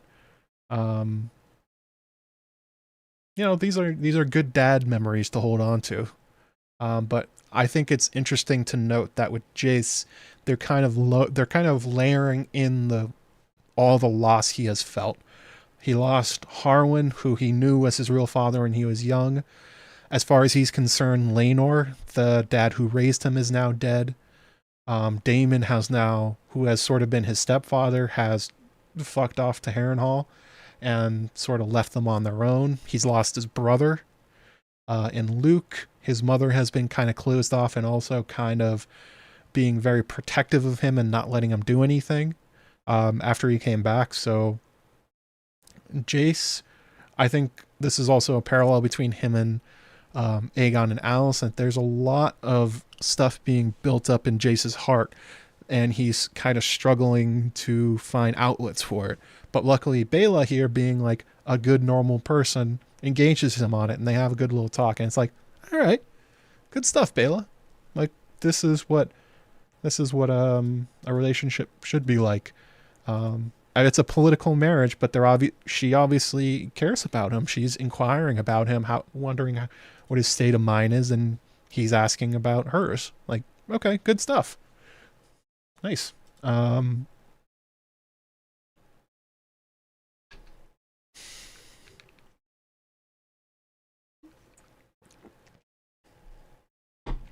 Do we ever see Harwin and Rhaenyra together? Yes. There's the scene after Joffrey is born. We see Rhaenyra and Harwin interacting, especially after Harwin has been ordered back to Harrenhal, basically. He's been exiled from court. They do have those moments together. Other than that, the only interactions we saw was when Rhaenyra came back from the hunt covered in blood, and Harwin was like, hey, looking pretty hot covered in blood. And the other one was at the ball when Criston was killing Laenor's lover. Harwin goes full man mode, throws Rhaenyra on his shoulder, and basically walks out of there with a fireman carry. And that's kind of all we saw of them. We did see more of Jace and Harwin because they had the scene in the training ground. But yeah. boy. Yeah, I gotta speed this up. We get to Hugh the Hammer. Hang on, let me find this one. That's gotta be this. Yep. So we get to Hugh the Hammer and his wife. I don't think we've gotten a name for his wife. Okay, I'm sorry. He's Hugh the blacksmith for the uninitiated. They have a little talk about how the siege is going poorly. I mean, the blockade. This is a thing that they covered in Game of Thrones during the Siege of King's Landing when food got scarce and people started getting desperate. They're already at that point before a full siege has even started. So this is... two things are going on here. Well, three things. One, they're setting it up that King's Landing is going to be in dire straits fast. Second thing they're talking about is they're establishing Hugh as a empathetic character. That he's basically saying if we had the money, we wouldn't hoard food, we'd give it away. His wife is like, I will never find out because we're poor. And the third thing is that he is sort of an idealist in a way. He thinks things are going to kind of work out. He has trust in Aegon that he's going to pay them for their work ahead of time when he went before him. And his wife is like, yeah, he promised it. Did he promise when? And he was like, yikes. So yeah, that's Hugh and that's his wife, and they have a sick daughter. So not quite sure where that's going. Next up, we had an extended conversation between these two. Between Alyn and Addam of Hull. So this is apparently Spice Town. Because Addam said he's been called up from Hull. So Alan gets off the boat and he said he's good to see him. They miss each other. Wants to get his awesome goat stew. Never had goat stew. I have no opinion on goat stew. Maybe it tastes really great when Addam makes it. Because he adds carrots. Cool. The important thing here is that they're talking again about Corlys. That Alyn got commended by Corlys and everyone saw it. Addam asked him if he's going to sail with him. And Alyn says, no, I'm going to die if I do. And Addam's like, yeah, but like a chance for advancement. Like you sail with the sea snake and great things happens. And Alyn's like, I've sailed with the sea snake. No good things happen. And he talks about how there's a real war coming. And Addam's sort of very naive about the whole thing. Alyn ends the conversation, but they're also making the intentional choice here. Once again, they're laying the groundwork that these are Corlys' bastard sons. He says that Addam says that he owes both of them. And why would Corlys owe these two guys anything? Because they're his secret children that he's been cheating on Rhaenys. Which, how dare you? It's a good scene. We get to see some character from them, see the differences. We see that Alyn's more of a realist. We see that Addam is... he's a lot younger and a lot more naive about where this is going. Which tracks. Goat stew is wonderful. I never had it. I don't have to take your word on that. And then we get Corlys and Rhaenys in bed. Looks like they just sort of also went to Pound Town. Weirdly, we didn't see it. We've seen Criston and Alicent going at it. No Eve Best and Stephen Toussaint. What is this? We're people of culture. We can take it, especially because he makes a sex joke during it. They're basically talking about Daemon and how he left. Corlys says he doesn't like it. He thinks it makes them vulnerable, that Daemon's an important part of Rhaenyra's alliance and all that stuff. And Rhaenys, she's sort of been a pretty good at laying out character psychology for the audience, and she does so here as well. She says, devotion has never sat well with him. Where he goes, he wishes to be his own master. She says, I too have felt the crown pass over me. It is a hard thing to accept, and now Viserys is dead and all claims are in doubt. Making the case that Daemon, she's correctly read the argument between Daemon and Rhaenyra as being mostly about his need to be independent and how he hates having anybody order him around, especially the monarch, in this case Rhaenyra, and how that has made him makes him kind of unhinged. And then she goes on to say, let us take him at his word, basically that he's not going to challenge Rhaenyra for the Iron Throne. If you can take Harrenhal, all may well be forgiven. In the meantime, I am here in Meleys. We will not let the queen falter. Hell yeah, Rhaenys, standing by your girl. The sex joke here is a good one. Corlys says, do you think Daemon will challenge her? Rhaenys says, not as such, and neither can he allow her to command him. And Corlys, in a very kind of smutty tone, says, pity, I have on occasion found that to be quite enjoyable. And Eve Best gives him like a little slap, like, ooh, we have fun times in bed. It's like, I'm sure you do. Unfortunately, Rhaenys, Corlys has been stepping out on you by the looks of those two about 20 and 25 years ago. Maybe continues to do so. Yeah, that's largely how they've used Rhaenys so far. She's the most insightful character, and she kind of monologues things for the audience that they think may not pick up yet. Sorry, I'm trying to speed this up a little bit. Then we get Mysaria. They improve. They improved is maybe the wrong word. They have changed her accent a lot from season 1. I'm guessing they heard criticism from people and decided to change it. So the main thing here is Rhaenyra is talking to Mysaria, not in the cell like Daemon did, but in her library.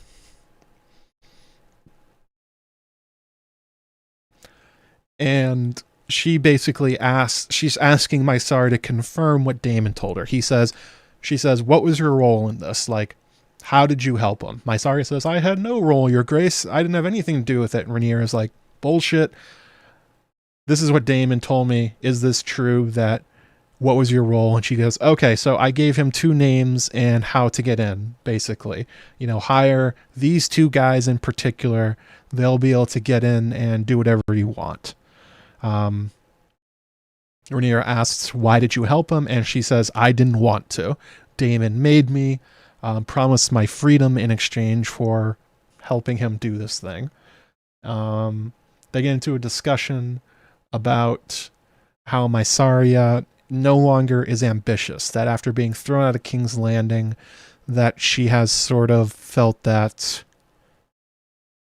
the path she was on was not a good one. The path she was on is one that will only lead to her further ruin. And she's gotten tired of the Game of Thrones itself, and she doesn't want to be someone powerful. She just wants to have like a quiet, simple life.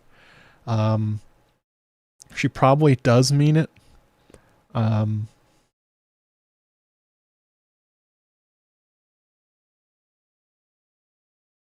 Rhaenyra asks for her help with trying to sort of get their claws back into the Red Keep to reactivate her spy network. Mysaria says she is totally uninterested. Please set me free, basically. Let me go, as Daemon promised. Rhaenyra says, absolutely not. I can't let you go. You're too dangerous and too valuable to just let you go for no reason. Mysaria says, like, this was Daemon's deal. Like, you're not going to keep to your bargain. Rhaenyra's like, absolutely not. We're not keeping it to it. But one thing they bond over is Mysaria and Rhaenyra experiencing the bad side of being in a relationship with Daemon. And in particular, finally, Rhaenyra recognizes her as the woman from the causeway that Daemon said was pregnant. And the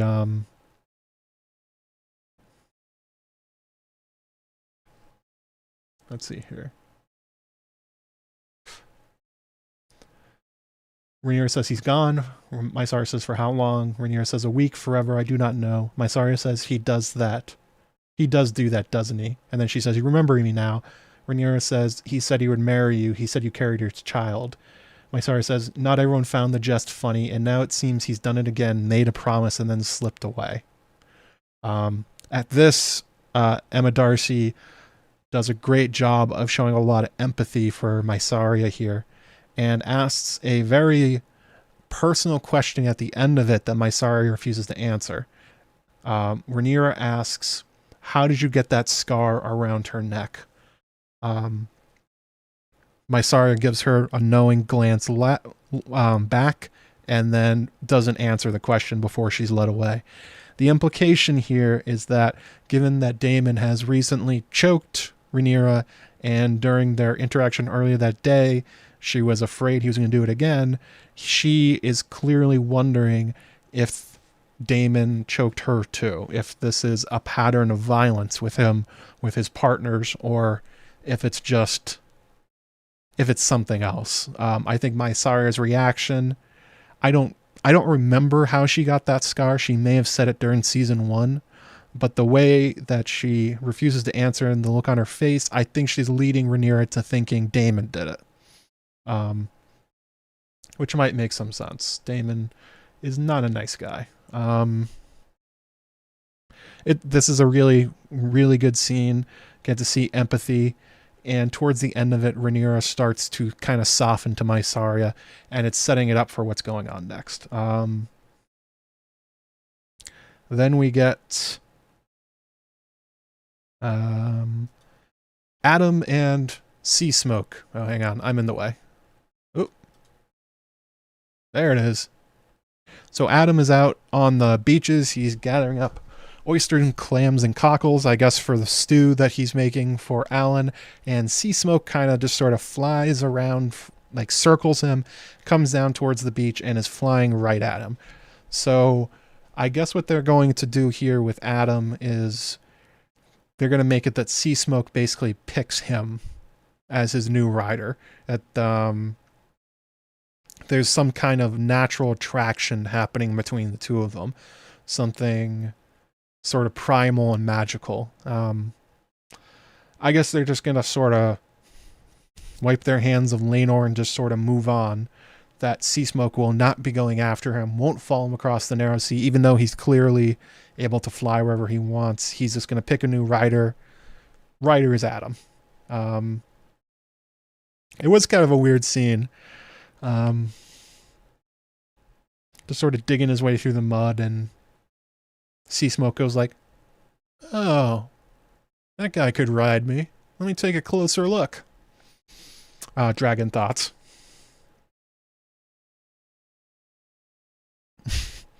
Interesting that how this ends up working, because if we're talking about Rhaenyra and Helaena, it's sort of been implied that their dragon riding came through their mother's side, that came through Rhaenys.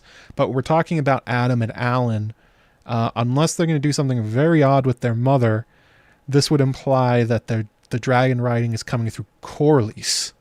And the Velaryons have never had a dragon rider within their house before Helaena and Helaena. And it's specifically because of their mother. That's what we're supposed to intuit. So this makes things kind of interesting. Yes, they're not going to try and make it make sense. They're just going to sort of...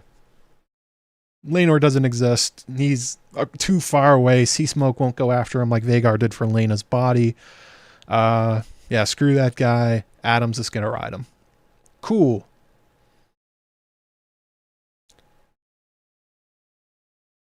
Oh, make sure you guys all slam the stuff. Slam the buttons, the subscribe, the like, all this stuff. Hang on a second. So then we're going to this scene, the one I used for the thumbnail for this.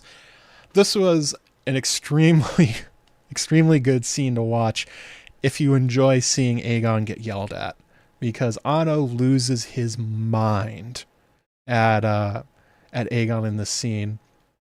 He runs in and he says, "What have you done?" Aegon goes, "What? What did I do?" And he says, "The rat catchers." Aegon goes, "Oh, I had them hanged." "The maggot took my son, confessed to an accomplice. He could not say for certain which man it was, so Otto calls him an idiot. I'm also calling him an idiot, Because again, going back to what I said at the time when Larys was in there, you don't need a name to identify the rat catcher. Line up the rat catchers, say blood, point out the one that helped you. So Aegon is trying to sort of paper over his bad decision. He seemingly in the scene is recognizing he made a mistake, but he's trying to feel good about it. Otto literally calls him an idiot. He says, the king is my grandson and my grandson is a fool. He's worse than a fool. He's murdered innocent men. So the main point that Otto is getting at is it makes Aegon look bloodthirsty and it makes him look capricious and it makes him look like a tyrant when everything they've been doing, Aegon's own strategy, to be clear, his own strategy, and when he was sitting on the Iron Throne and trying to be nice to those small folk, was trying to convince him that he was a better potential ruler than Rhaenyra, that he's the good one, Rhaenyra is monstrous, etc., etc., etc. And Otto's like, I don't even like that plan. That plan was stupid, but you have screwed up your own plan, Aegon, because you have basically killed 12 people seemingly at random and explain nothing. And then also you didn't do it discreetly. You hang their bodies from the walls. And Aegon's like, yeah, you come at me, I come at you 100-fold. And it's like, who are we talking about? Who are you trying to scare? Yeah, Otto has a point here. Aegon is being a irrational, very emotional, over-the-top idiot who's being advised by people to give into his worst impulses. And by people, I mean Larys. This is clearly the result of Larys Strong. Larys gave him the club to kill blood. He had the information right there at the rat catchers. I am almost certain that he was given the order to hang them all and he did it. And he could have talked Aegon out of it at any time. This didn't have to go down this way. They could have found cheese without killing all the rat catchers, and Aegon just screwed it up because Larys wanted him to. Oh, have a good night, Karina. Yes, Rat King is showing up all over the place.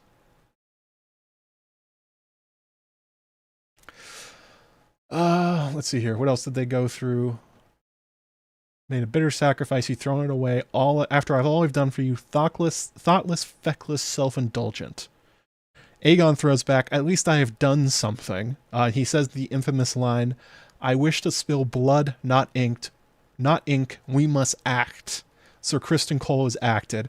And the look on Otto's face is amazing when he just sort of goes like, what did Criston Cole do? It's like, he knows these are two gigantic idiots. And especially with Criston, man is he right. He explains the whole Auric twin swap thing. Otto is beside himself. Yeah, it's a stupid plan, although it weirdly almost works. And then you see finally Otto kind of regretting his role in this at this point, that he's gotten to the point that he misses Viserys. He calls him, he says his forbearance, his judiciousness, and his dignity. Aegon says, fuck dignity, I want revenge, my father is dead. Otto says, he is, and we are poor for it, he was right about you. Aegon says, he made me king. And Otto, with like this very sinister laugh, goes, is that what you think? And that one gets right at Aegon.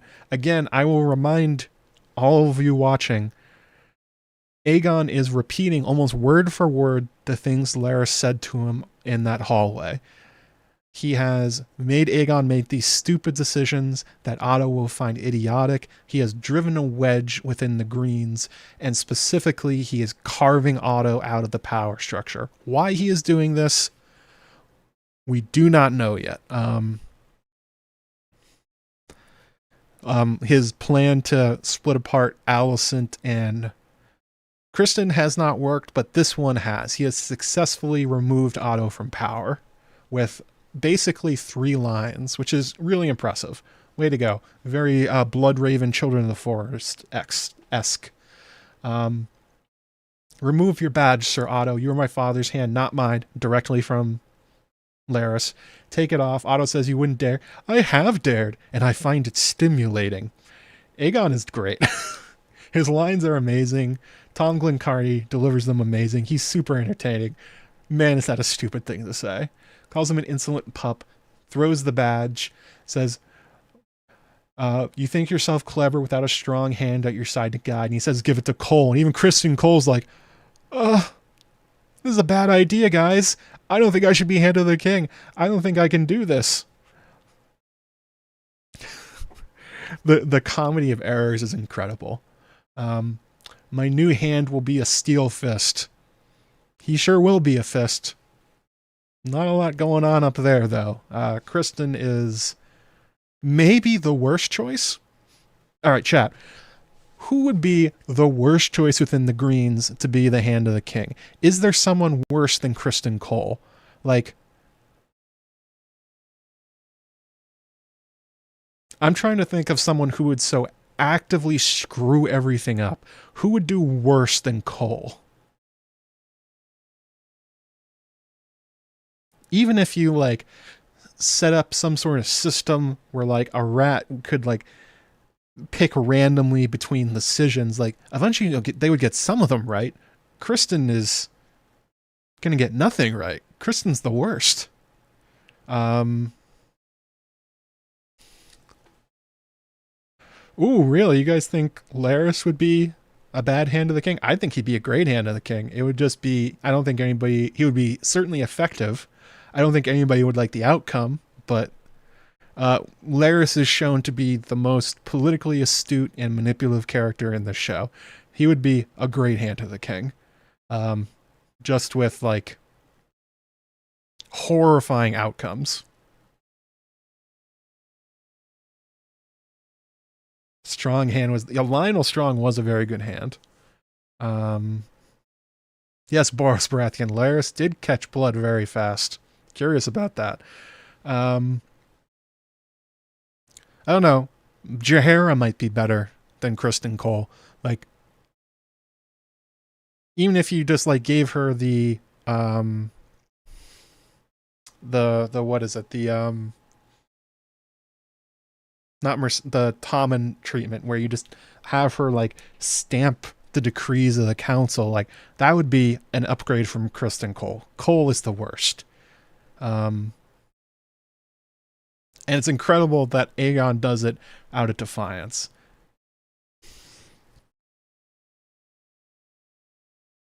And I think I would call this Criston failing upwards.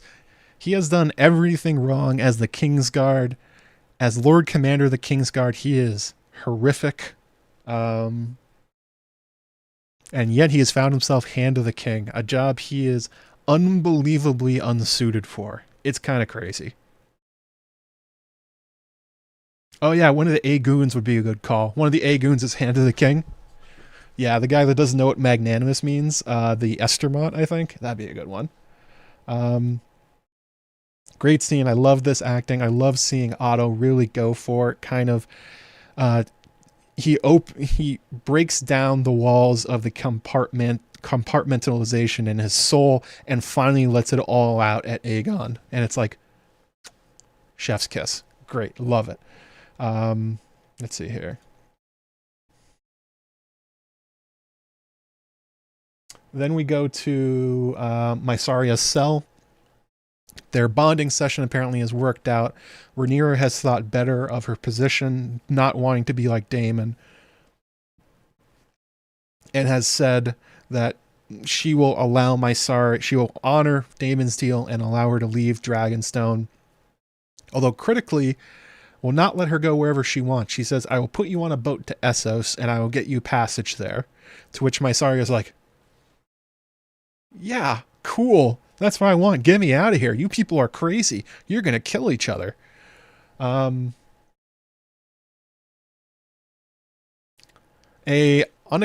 human moment out of Rhaenyra, a very kind moment, and it's one that pays her back very quickly.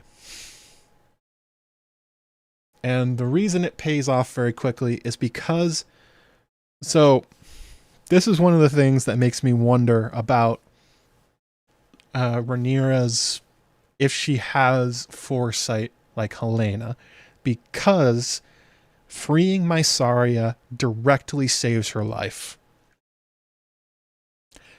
Because as Mysaria is being let out of jail and walking down to the boat to leave Dragonstone forever, she notices Sir Auric walking up from the boat with like the traders and everybody in his armor.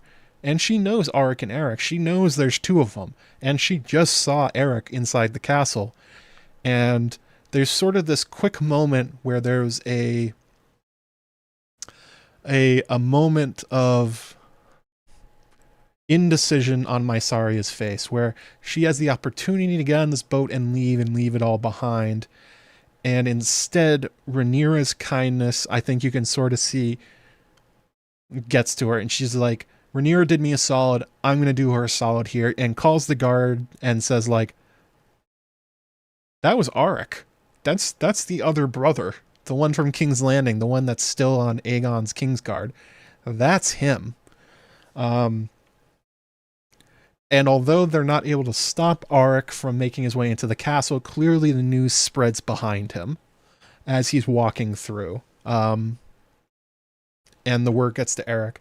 So this is kind of where we get to one of the most confusing sequences in the show. What a terrible screenshot that is. The confusing sequence is because Auric and Eric basically go on this weird, like, this weird hunt for each other throughout Dragonstone Castle.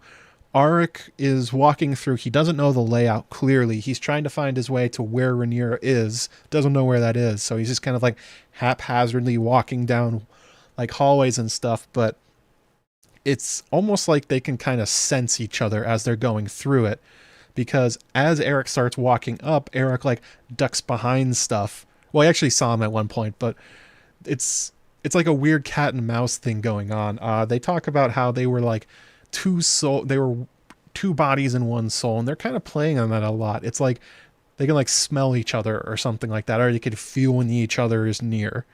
It was very confusing to watch.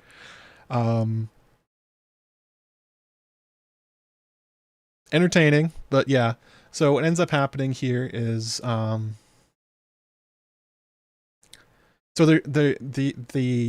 the main plot is obviously that Auric is trying to find his way to Rhaenyra to kill her. And we see Rhaenyra in her quarters, and she's getting ready for bed, and we hear from her maid that Rhaenyra hasn't been able to sleep, and that she wants to go get the maester to get her a draft to help her sleep. And Rhaenyra's like, yeah, that will probably help. Rhaenyra's very restless. She can't even stand still while this stuff is happening outside her bedroom, where like she keeps moving around while the maid is trying to braid her hair. And I think there's definitely a normal explanation of what's going on here. Rhaenyra is worried. She's stressed. Daemon is gone. Luke is dead. War is coming. She's worried about assassins. She's worried about everything. Like, I would have trouble sleeping then too. But they've inserted enough weirdness in this episode around Rhaenyra and her decisions, and like almost like a sense of destiny around her freeing Mysaria, and how that directly leads to Eric being able to intervene with the assassination. It's almost like and how they've drawn comparisons between Rhaenyra and Helaena. I wonder if in the same way that Helaena saw blood and cheese coming, if on some level Rhaenyra saw the Cargyle duel coming in some way, on like some unconscious level. It's probably no, but there's enough here to make me go like, is that what they're hinting at? Like, maybe.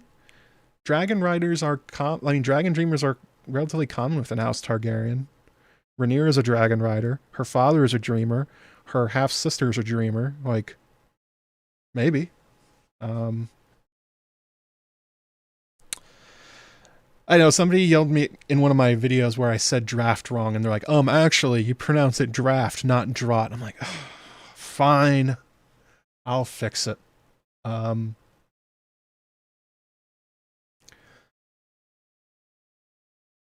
then we get the actual fight between the Cargyles. Auric locks the door, sends away one of the King's Guard. He enters and goes to attack, and out of nowhere, Eric appears at the door, throws it open, and yells, "Brother! Do not do this, I beg you." And this is actually fairly good dialogue, and I think it's, I don't know if it's straight from Blood and Cheese, but this is the one where the heartwarming story where they die fighting each other. They say, Auric says, "Believe me, I had no choice." Eric says, "Brother, do not do this, I beg you." Auric says, "You were the one who betrayed us, Eric." And then they start going at each other. Obviously, I talked about this at the top of the stream. The way you can tell them apart is Eric takes a leg wound early on and also a face wound from being hit in the face twice. So if you go back and watch this and are trying to keep track, that's how you can do it. Auric is seemingly winning. Another Kingsguard shows up and is trying to guard Rhaenyra, but she can't get out. So they're all just kind of watching this happen, which is a little interesting. Eric's about to win. Auric puts his fingers into his leg wound and pulls, which makes Auric fall down in pain. "We were born together. You parted us, but I still love you, brother." They both get up, they both grab their swords, and they stab each other. If you've been tracking the characters like I was, Auric is seemingly the one left standing at the end, but he takes a few steps towards Rhaenyra, says, I think he says, "I apologize, Your Grace," or something like that, and then kills himself by falling on his sword, showing that in the end, Auric knew his brother was right. And this is part of the thing that's, I would like to hear more conversation from the showrunners and the writers about this. I know George did it, but Auric could have just like showed up and said, yeah, they were trying to kill me, so how about I join you guys? High five.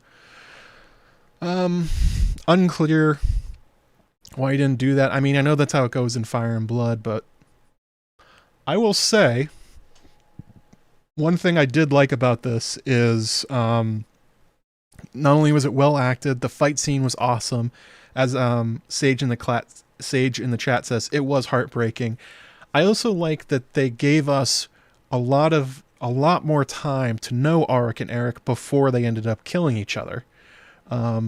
As I've been critical of them through season 1 and season 2 so far, they've done a lot of introduce, slight amount of characterization, dead. They've done that quite a bit. With this one, they established Auric and Eric during episode 9, I think, when they went on the hunt for Aegon, and they have all the scenes talking to each other, and they're arguing about like what should they do, and they end up fighting each other then. And they've given both of them lines since then, both brothers, so that we know how conflicted they are, how they feel about each other, all this stuff. So when they actually do get to this, it's a lot more, you end up being more invested in what's happening than if it was just two guys that they introduced in this episode. They both said a couple lines and then they killed each other. Like, they put a lot more work into these two, and I appreciated it. I think they did a very good job setting it up and then paying it off and making them characters instead of a thing that happens in Fire and Blood they feel obligated to put on the screen, I guess is the way to say it. So I give that one a solid A. Yeah.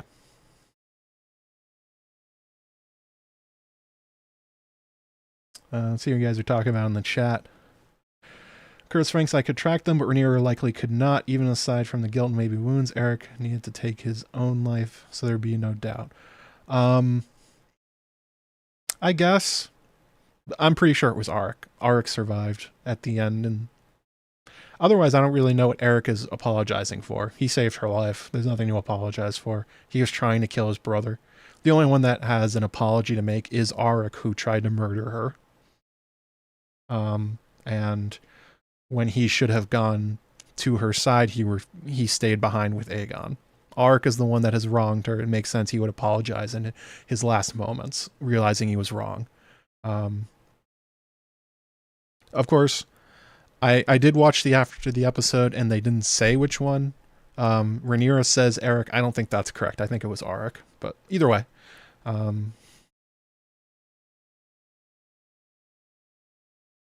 Heartbreaking stuff.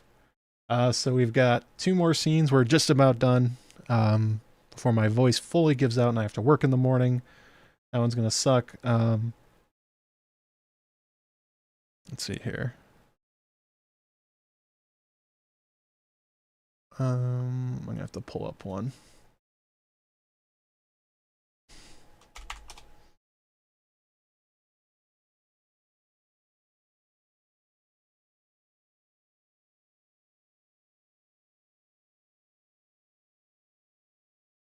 Sure, that one will do.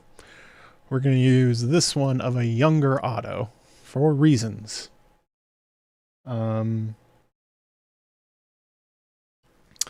So, Otto being fired goes to talk to Alicent, and he's basically like, I've been fired, I have to leave. Like, screw this, I'm going home. I'm going home to the High Towers.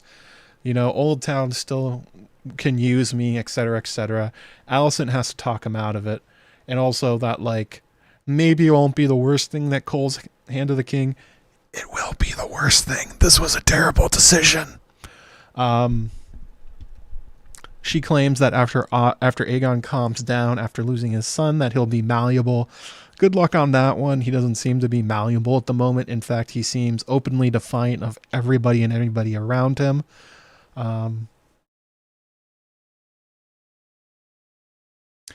We got our first mention of Daeron the Daring. Alicent's other son exists. Huzzah! He's in Old Town. I mean, we've known about this for a while. They're just now introducing him, which is kind of funny. And spoiler alert, Daeron has a dragon too. Tessarion, the Blue Queen, I think is the name, or something like that. So they're introducing that character. Obviously, he's going to show up during the season. He hasn't been in any promos or anything. We don't really know what he's like.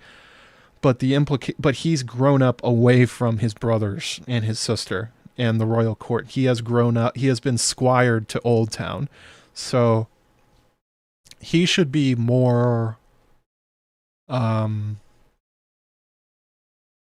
what's the word? Temperate, I guess, than Aemond or Aegon.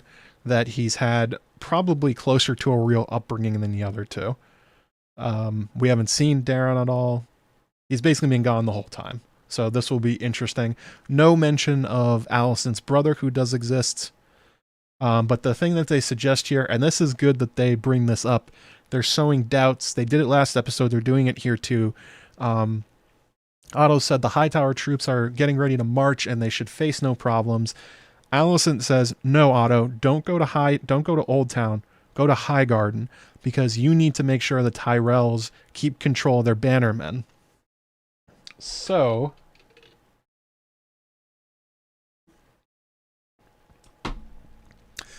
the reason this is important, and the thing that they're getting at, is that the Hightowers are hated within the Reach. Nobody likes them. The Hightowers are the super rich family that ignores everybody else, has the maesters, they have the mouth of the Mander, they control the trade, and critically, they don't have to go to war when the rest of the Reachmen do. They have a special deal with previously the Gardeners and now the Tyrells, that they can basically wash their hands of everything because of how they surrendered when the First Men showed up or something, or when the Andal showed up. And it's kind of kept going to this point. So there's sort of there's probably a lingering belief, probably based around the north, that there's sort of like a reach kinship between the families, and that's not what's going to happen here. The High Towers are going to face a lot of resistance from their neighbors who don't like them. And this is sort of hinting at that plot coming up soon. The Tyrells also don't like the High Towers. And there's definitely probably belief within Old Town that after they surrendered to Aegon the Conqueror, that they would be made the new Lords of the Reach. And instead, it was given to the Tyrells instead of them. So, yeah, there's a rivalry there between the two houses that is very recent and has not gone away. And this is kind of like a deep cut in a way, but part of the way the Tyrells get the other houses on their side is basically also hating the High Towers. It's a popular thing to do.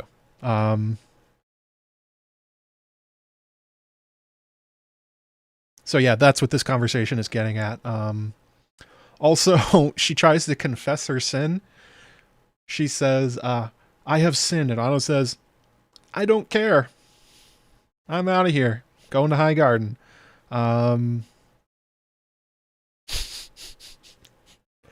It's got that, what's that thing from The Fugitive? Where Harrison Ford is like, I didn't kill my wife. And Tommy Lee Jones is like, I don't care.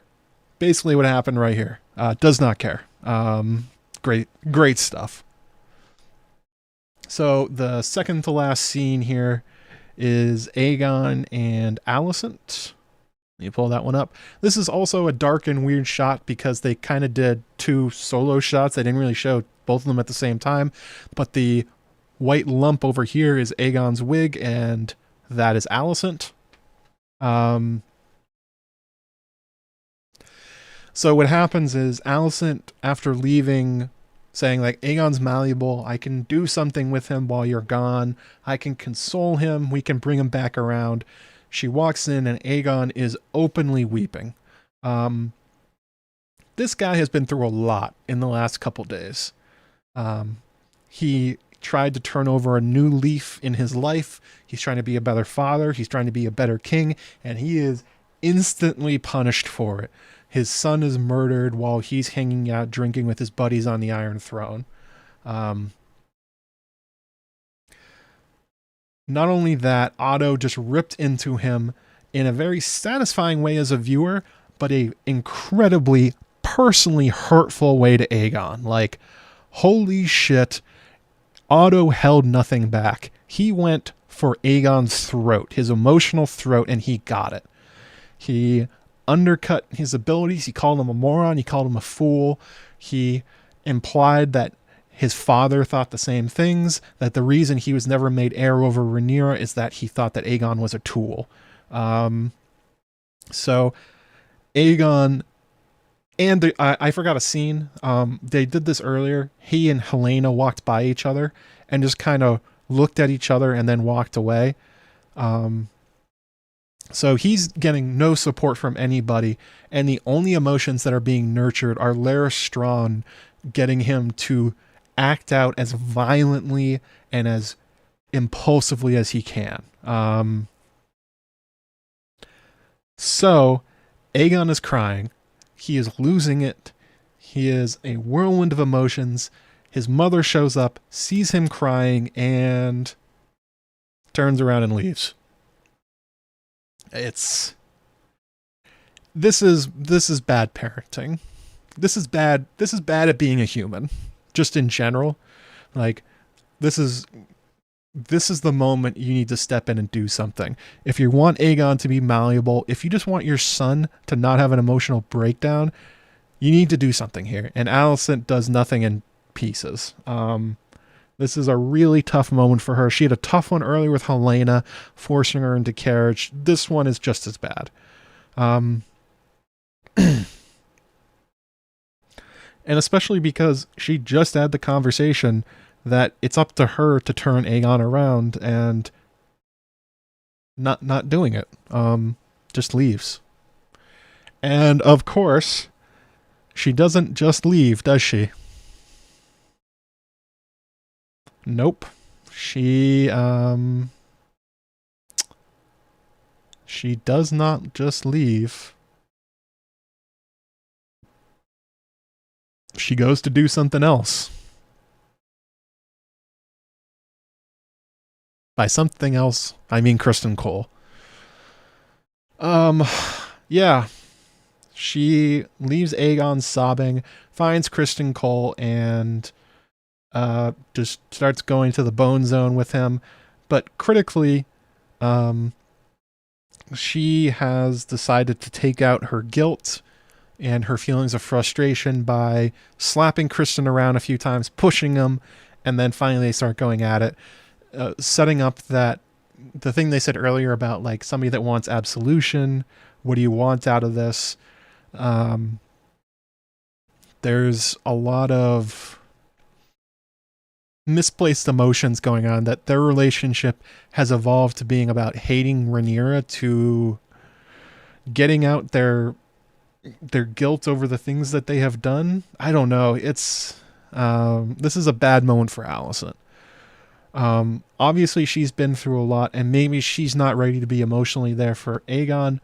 But if that's the case, don't go into the room and then walk out. Like, he knows she's there. He knows his mother just walked in and walked right out. It's not good. This is bad. This is bad. Hot take, bad.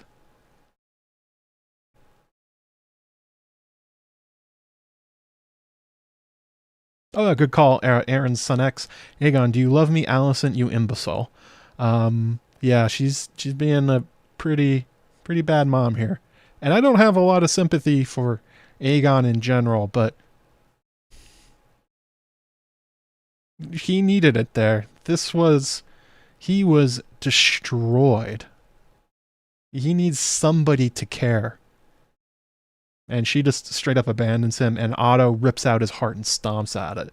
So I think these moments between Alicent and Otto and Helaena and Aegon sort of make the case of why those kids showed up the way that they did. I mean, ended up the way that they did. Between Viserys' neglect and these kind of... Obviously, this is not all the time, and this is a very hard moment. But this is where you got to step up, and did not. So, boo on Alicent. Yeah, that wasn't great. Oh, thank you for the super chat. Kim Sandberg, 65 SEK. Driving to work, first time catching you live. Hail Bloodraven from Sweden. Thank you so much. Thank you for supporting the channel. Thank you for the super chat. Yeah, hail Bloodraven and the Rat King. Spread the word of the Rat King. So that's kind of the end of the episode. I said at the top, I thought it was pretty good. I think the Cargyle stuff was done great. I don't think there was anything in this episode that really let me down. I think well written, got the characters. Okay. I think if there's one thing I didn't particularly like, it was the Rhaenys exposition part. I felt like we got all that information about Daemon from their argument.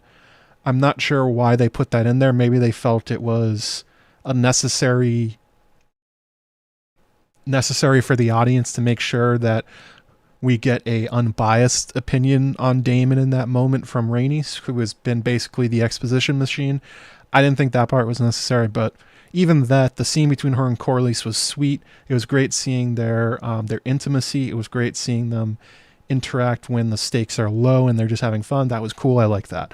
Yeah, I think this was better than episode 1, and I especially liked all the ways that they hinted that Larys is up to more shit, which gives me more stuff for content. Can't wait for that. So anything you guys have left in the chat, any questions I didn't get to, anything you want to ask, throw it out now. I'm going to read up a little bit and see if we can pull out some stuff. But yeah, NC Corretto, have we seen Alice Rivers? No. In the promo for the next episode, we are going to get the Riverlands, though. They showed more of the Blackwoods and the Brackens.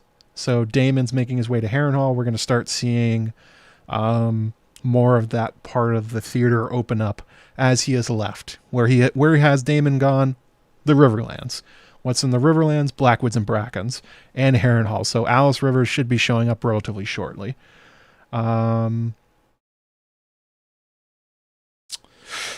Orlando Robles. Did we get our first glimpse of the shepherd, the guy yelling a curse on Rhaenyra and the monstrous in the crowd? That could have been the shepherd. Yeah, that could have been it. People have been sort of pointing at everybody that gets a speaking role among the small folk and being like, that's the shepherd. They did that in the Red Keep a couple times. The guy with the sheep itself. It's like, oh, that must be the shepherd. I don't know if they're messing with us. It would make sense if that guy in particular was the shepherd, calling her Rhaenyra the monstrous.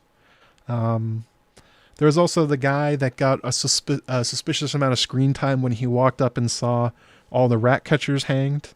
That would be an interesting character. Also, we should keep in mind that Ulf's going to be introduced at some point, so keep an eye out for that.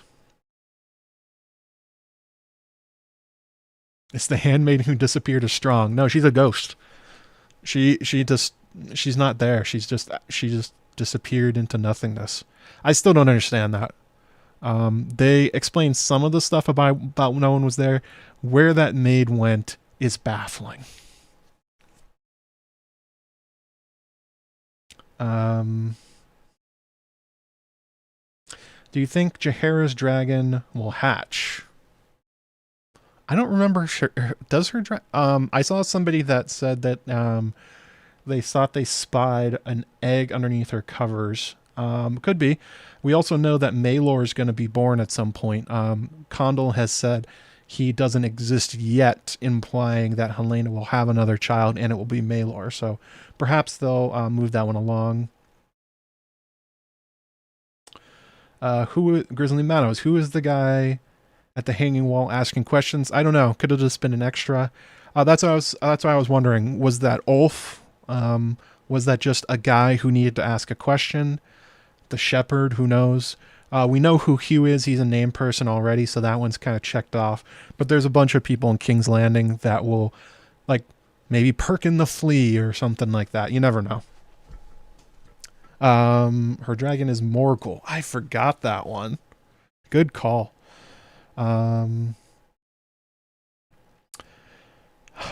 Samia, do you think the Hammer's daughter will die because of Rhaenyra? I would guess not. Because Hugh goes to her side, at least initially. It'd be kind of weird for him to join up with Rhaenyra, and if she somehow caused her family's death. I wonder if it will go the other way. If Hugh's family dies because of something Aegon and the Greens do, and that's why he goes to try and tame a dragon. That would make sense. Larys informant warned all the maids out, replaced by Larys. Yes, that's part of the thing I talked about in my video, where not only does the maid disappear, but she doesn't raise the alarm in any way. So if Blood and Cheese was a plot by Larys to make sure it went off without a hitch, that he found out and just sort of let it happen, the fact that a maid that we're specifically told is under his employ disappears and says nothing to anybody is kind of like, were the people around the royal family at this time told basically, if you see anything, do nothing? That'd be kind of interesting.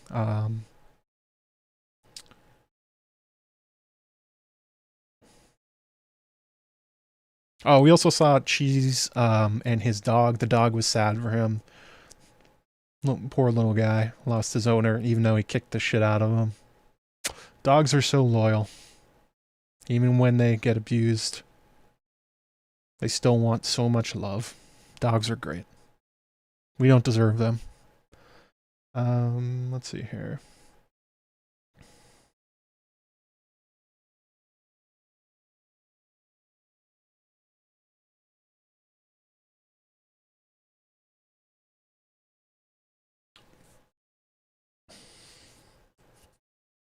Hugh just trying to provide, yeah.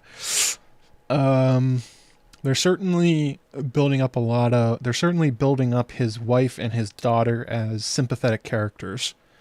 Which generally means in Game of Thrones and House of the Dragon that horrible things are about to happen to them to pay off your good feelings for them. So I'm sorry to say no good things happen from here on out. And I would that would be my personal guess, that the Greens will do something to Hugh and his family, and that's why he ends up sort of untethered and available to try and tame a dragon. I don't know otherwise how that would happen. He seems pretty solidly on Aegon's side. So, and again, we got somewhere out there, Ulf is doing stuff. It would make sense if it was the guy who saw the hanging people because he stole something as he walked by, and that's a very Ulf thing to do. Ulf is kind of a scoundrel and a shithead.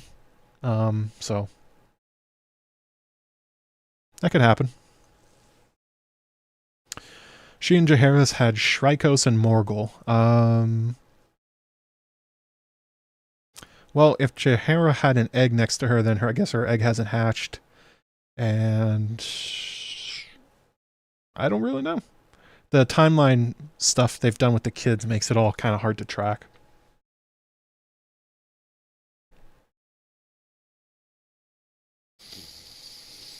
All right, my voice is starting to go, and I think we covered everything, so look out for more videos on the channel and everything. Make sure you like the stream, slam the subscribe button. I've got 3 videos up so far this season, about Larys and Blood and Cheese, another about the information we got at the wall about Torrhen Stark and Aegon and all the cool stuff going on up there, and one about the Dragon Bond. So if you want to check those out, if the mods could grab some links for people, that'd be pretty cool. Thank you very much for the for the super chat from Kim Sandberg. Very much appreciate it. If you guys want to support me, and as we're going through this, obviously YouTube memberships are turned on, or you can support me on Patreon. The two are basically the same. I made them interchangeable. They'll get you access to behind the scenes stuff. They'll get you access to bonus material. Like I posted the first paragraph of the video I posted today to patrons and members only. Also get access to the patron to the Slack and Discord, which is like a, pay thing only, more or less. And yeah, there's a threadless shop for cool shirts. I should probably start wearing them so I can show them off. I'm more comfortable wearing this stuff because it's kind of hot in here. But yeah, look out for more videos. I will see you guys next Sunday for more Hot D action. I could have said that better. Phrasing, Matt. Phrasing. Oh, thank you guys for grabbing those links. Anyway, you all have a good night. I don't know who's streaming. If Gray Area is still streaming with Direwolf City, go watch them because they are great. And